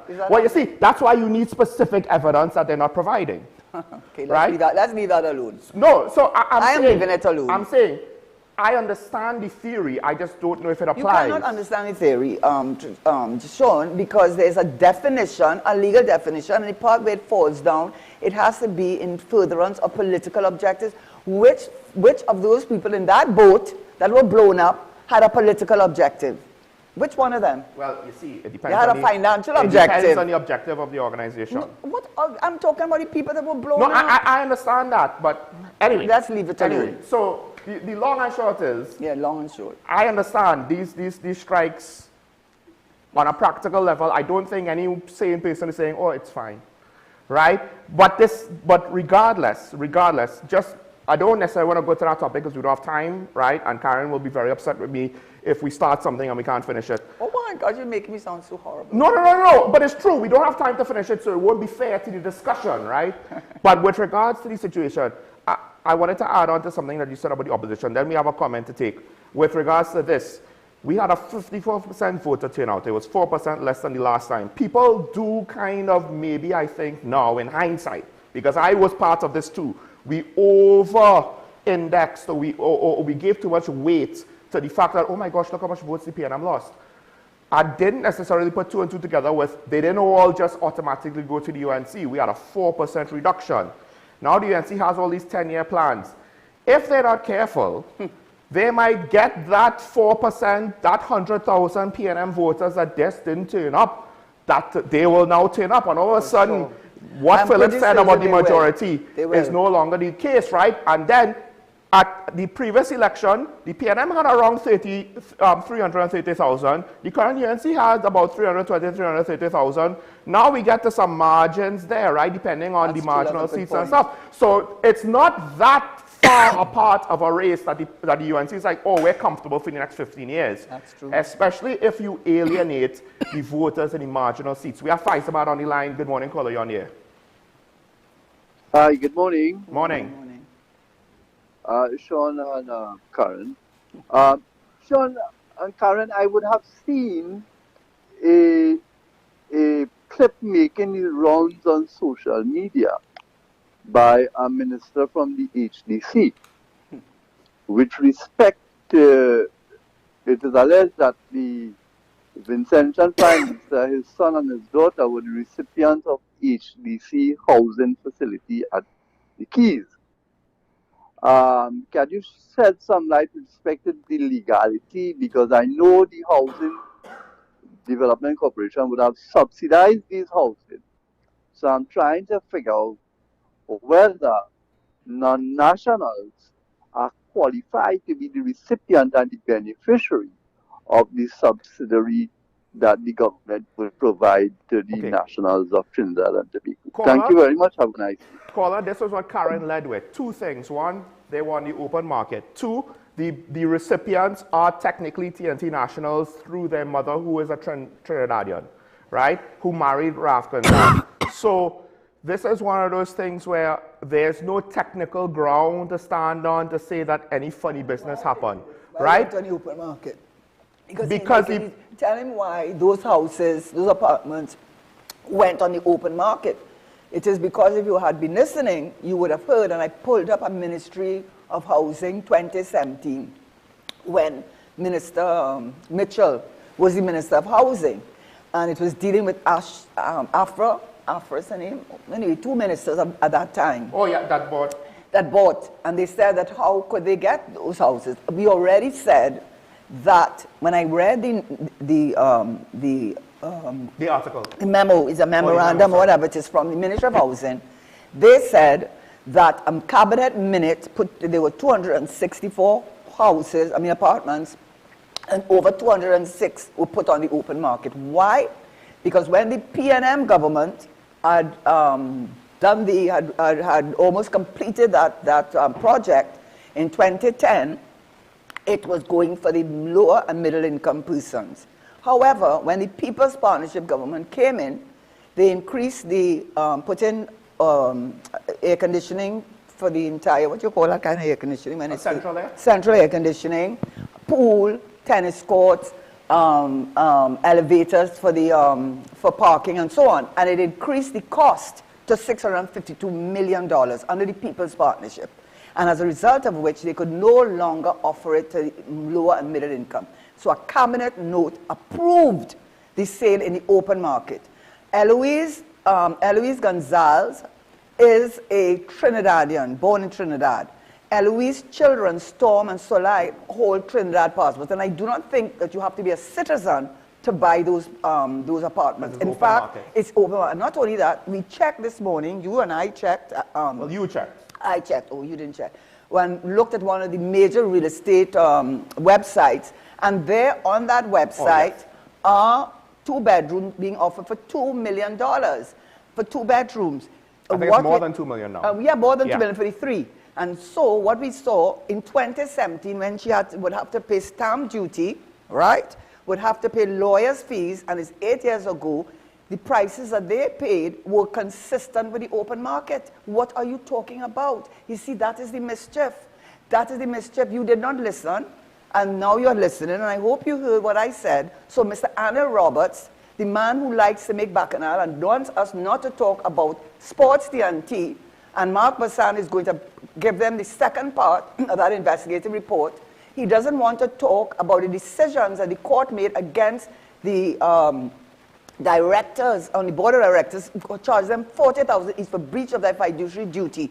You don't want to talk about that. Was it a case where the judge basically was kind of upset that this is as far as I could go, I can't go any further? Exactly, because that was what was before him only. He doesn't want to talk about when the PNM came back into office, Sports TNT, which is now under this Ministry of Housing, sued eBeam, who was given a sole tender by the Ministry of Finance and given $34 million without doing any work. They sued them, and Justice Honeywell said that they have to pay the Sports Ministry $30 million for work not delivered. Why don't we talk about that? But he is trying to make mischief by saying nonsense when he very well knows. And the reporter, I only got up this morning, as I already said, went on the internet to check these stories, and I said the information was right there. Was it so hard for me to find it? Yeah. No, it wasn't. Because this was now for now. I did it this morning. That you looked into it. Yeah, because we weren't supposed to be speaking about this today. This is one of the things about,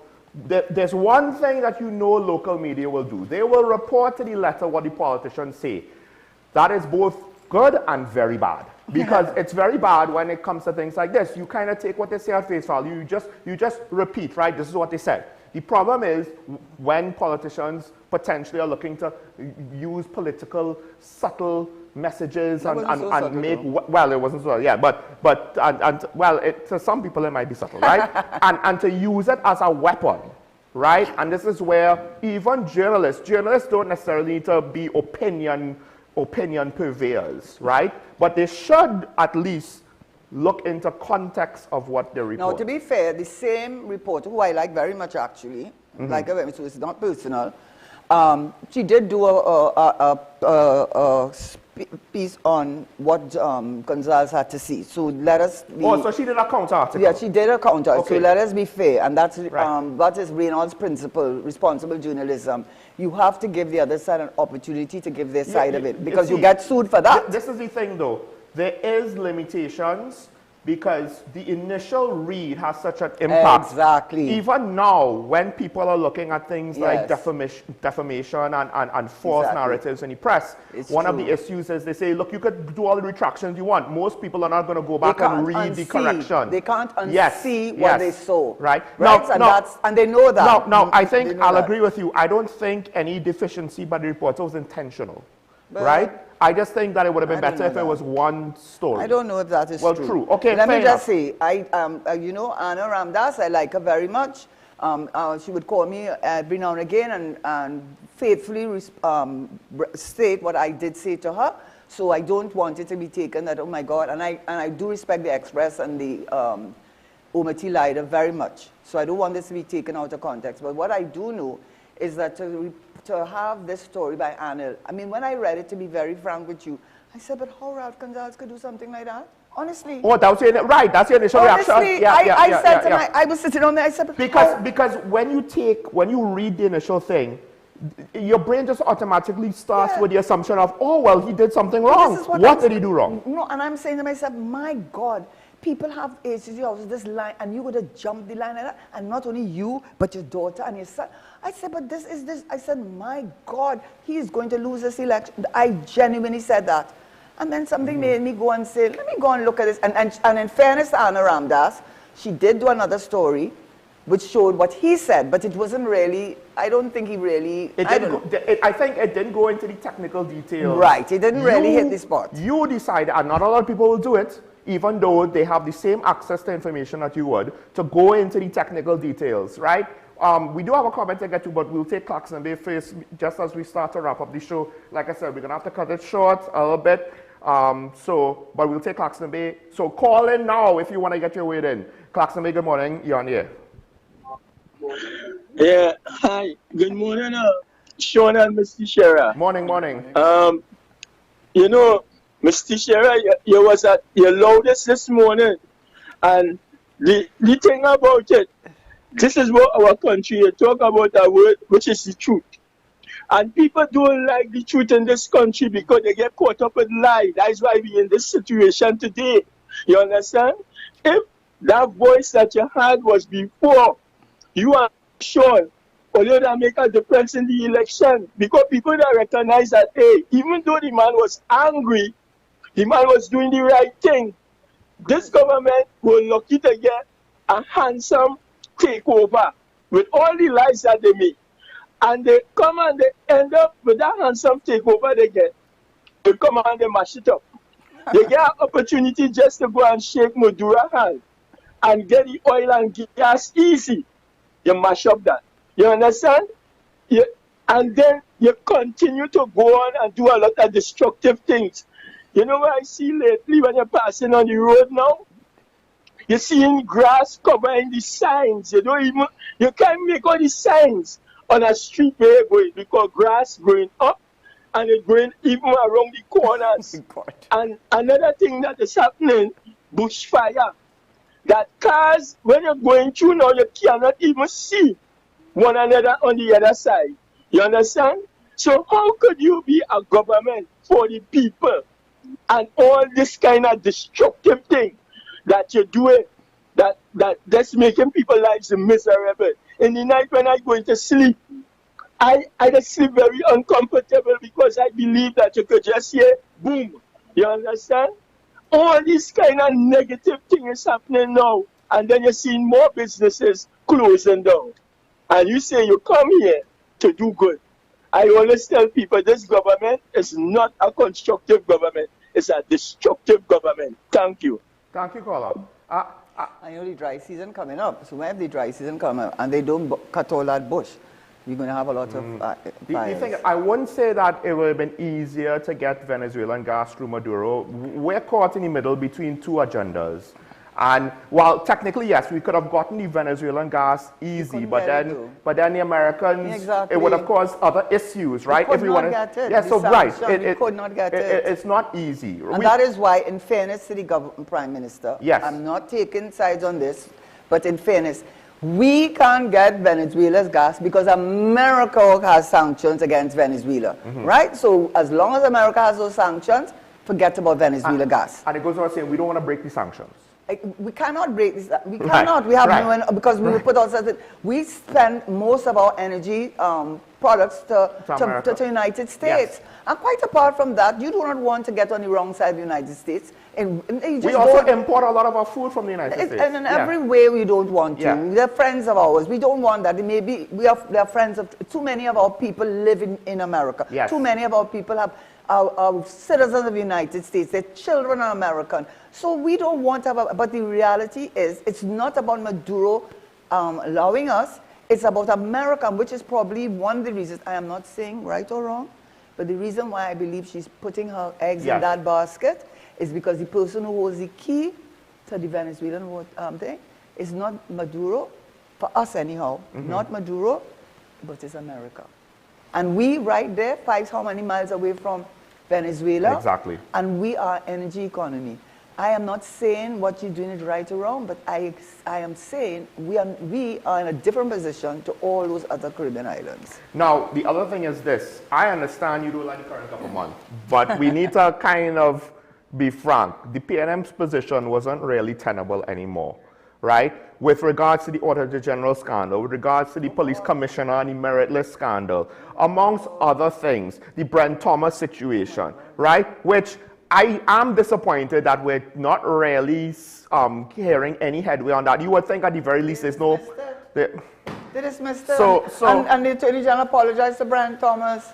Oh, well, right. In that case, yes. His case was dismissed. I'm talking about the action now to get down to hold people, you know, what happened and to hold people accountable. But the whole police executive situation and how that's managed and the regulations and laws around that, I think now we're kind of seeing the detriments of how that was formulated. I don't know if we could easily change that. So the PNM was not in a position where the population, I think, was willing to accept them. Their own voters abandoned them, right, to some degree. That's true. So we wanted a change. Here's the thing. If the change is not acceptable, the solution is not just to go back to what we had before. The solution is to demand an alternative, but we are not that culturally. We don't do it, right? And listen, I'm not saying that having multiple parties is just superior. They come with negatives, right? It can make things more difficult and slow in certain European countries. But at the end of the day, we are in a two-party situation that isn't seemingly working out. And I mean, if we just want to go back and forth between people who disappoint different demographics of the country, we're kind of just going to see more of the same, quite frankly, right? That's the sad thing. So that's the sad thing. There's some person that sent a message. Oh yes, there's a message to get through. I will close the show with this. Let's put up the thing. What about all the legitimate citizens who didn't get any work because of 9+ years with CPEP because of corrupt contracts? It goes back to what I just said. You can't use the previous government's failures and lackings and corruption to justify this government's existence. What, you know, that is such, I mean, that reasoning it doesn't stand up. Nobody is saying that they did 2 wrongs do not make a right. But right now, a lot of wrong going on. Okay? That's all I say. And let me just say this. You might say the contractors are the ones that fed at the trough.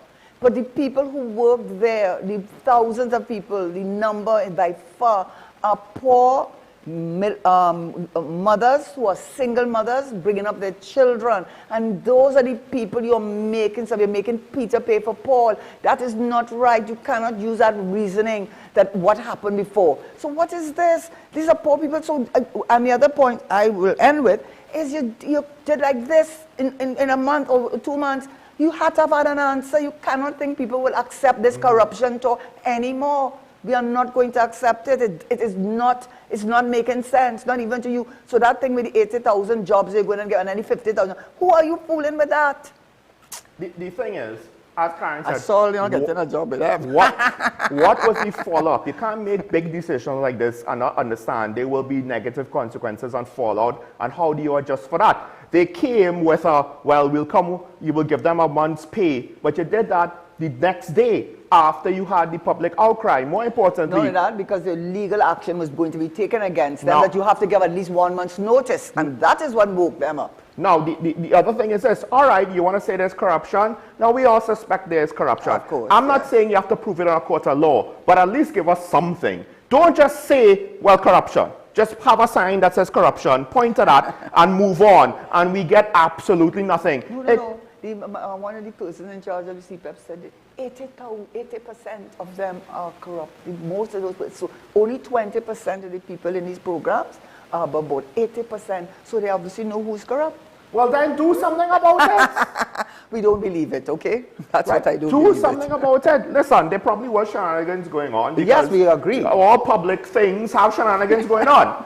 But the problem is, why is it that the justification is always corruption, but we never see anything done about the corruption?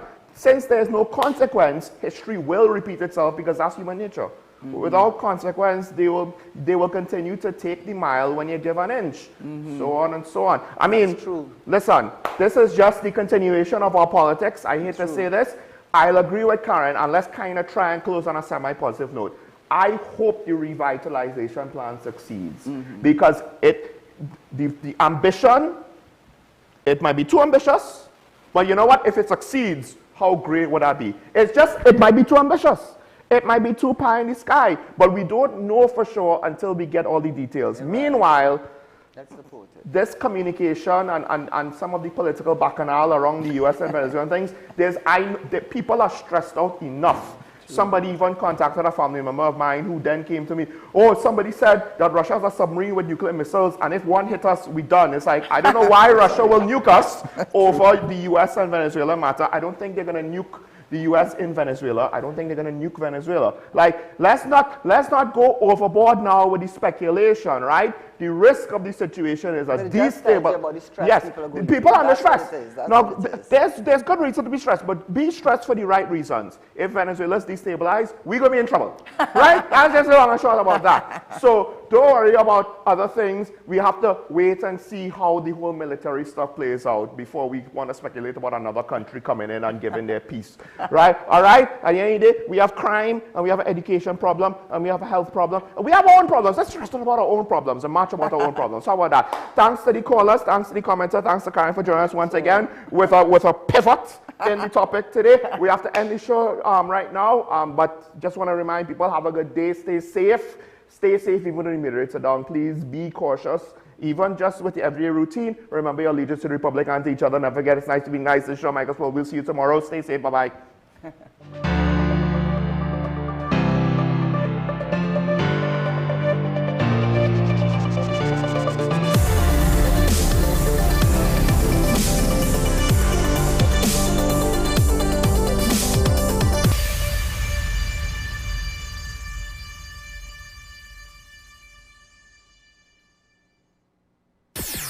WESN.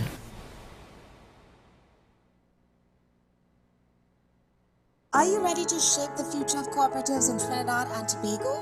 Join us at the National Cooperative Conference 2025, hosted by the Cooperative Credit Union Movement Technical Committee in collaboration with Cipriani College from November 12th to 14th. Meet policymakers, youth leaders, and experts as we explore innovation, digital transformation, and inclusive growth. Supported by TechU Credit Union and other leading partners. Conference entry $1,500 per person. Group discounts available. Be part of the movement shaping our nation's future. Register now at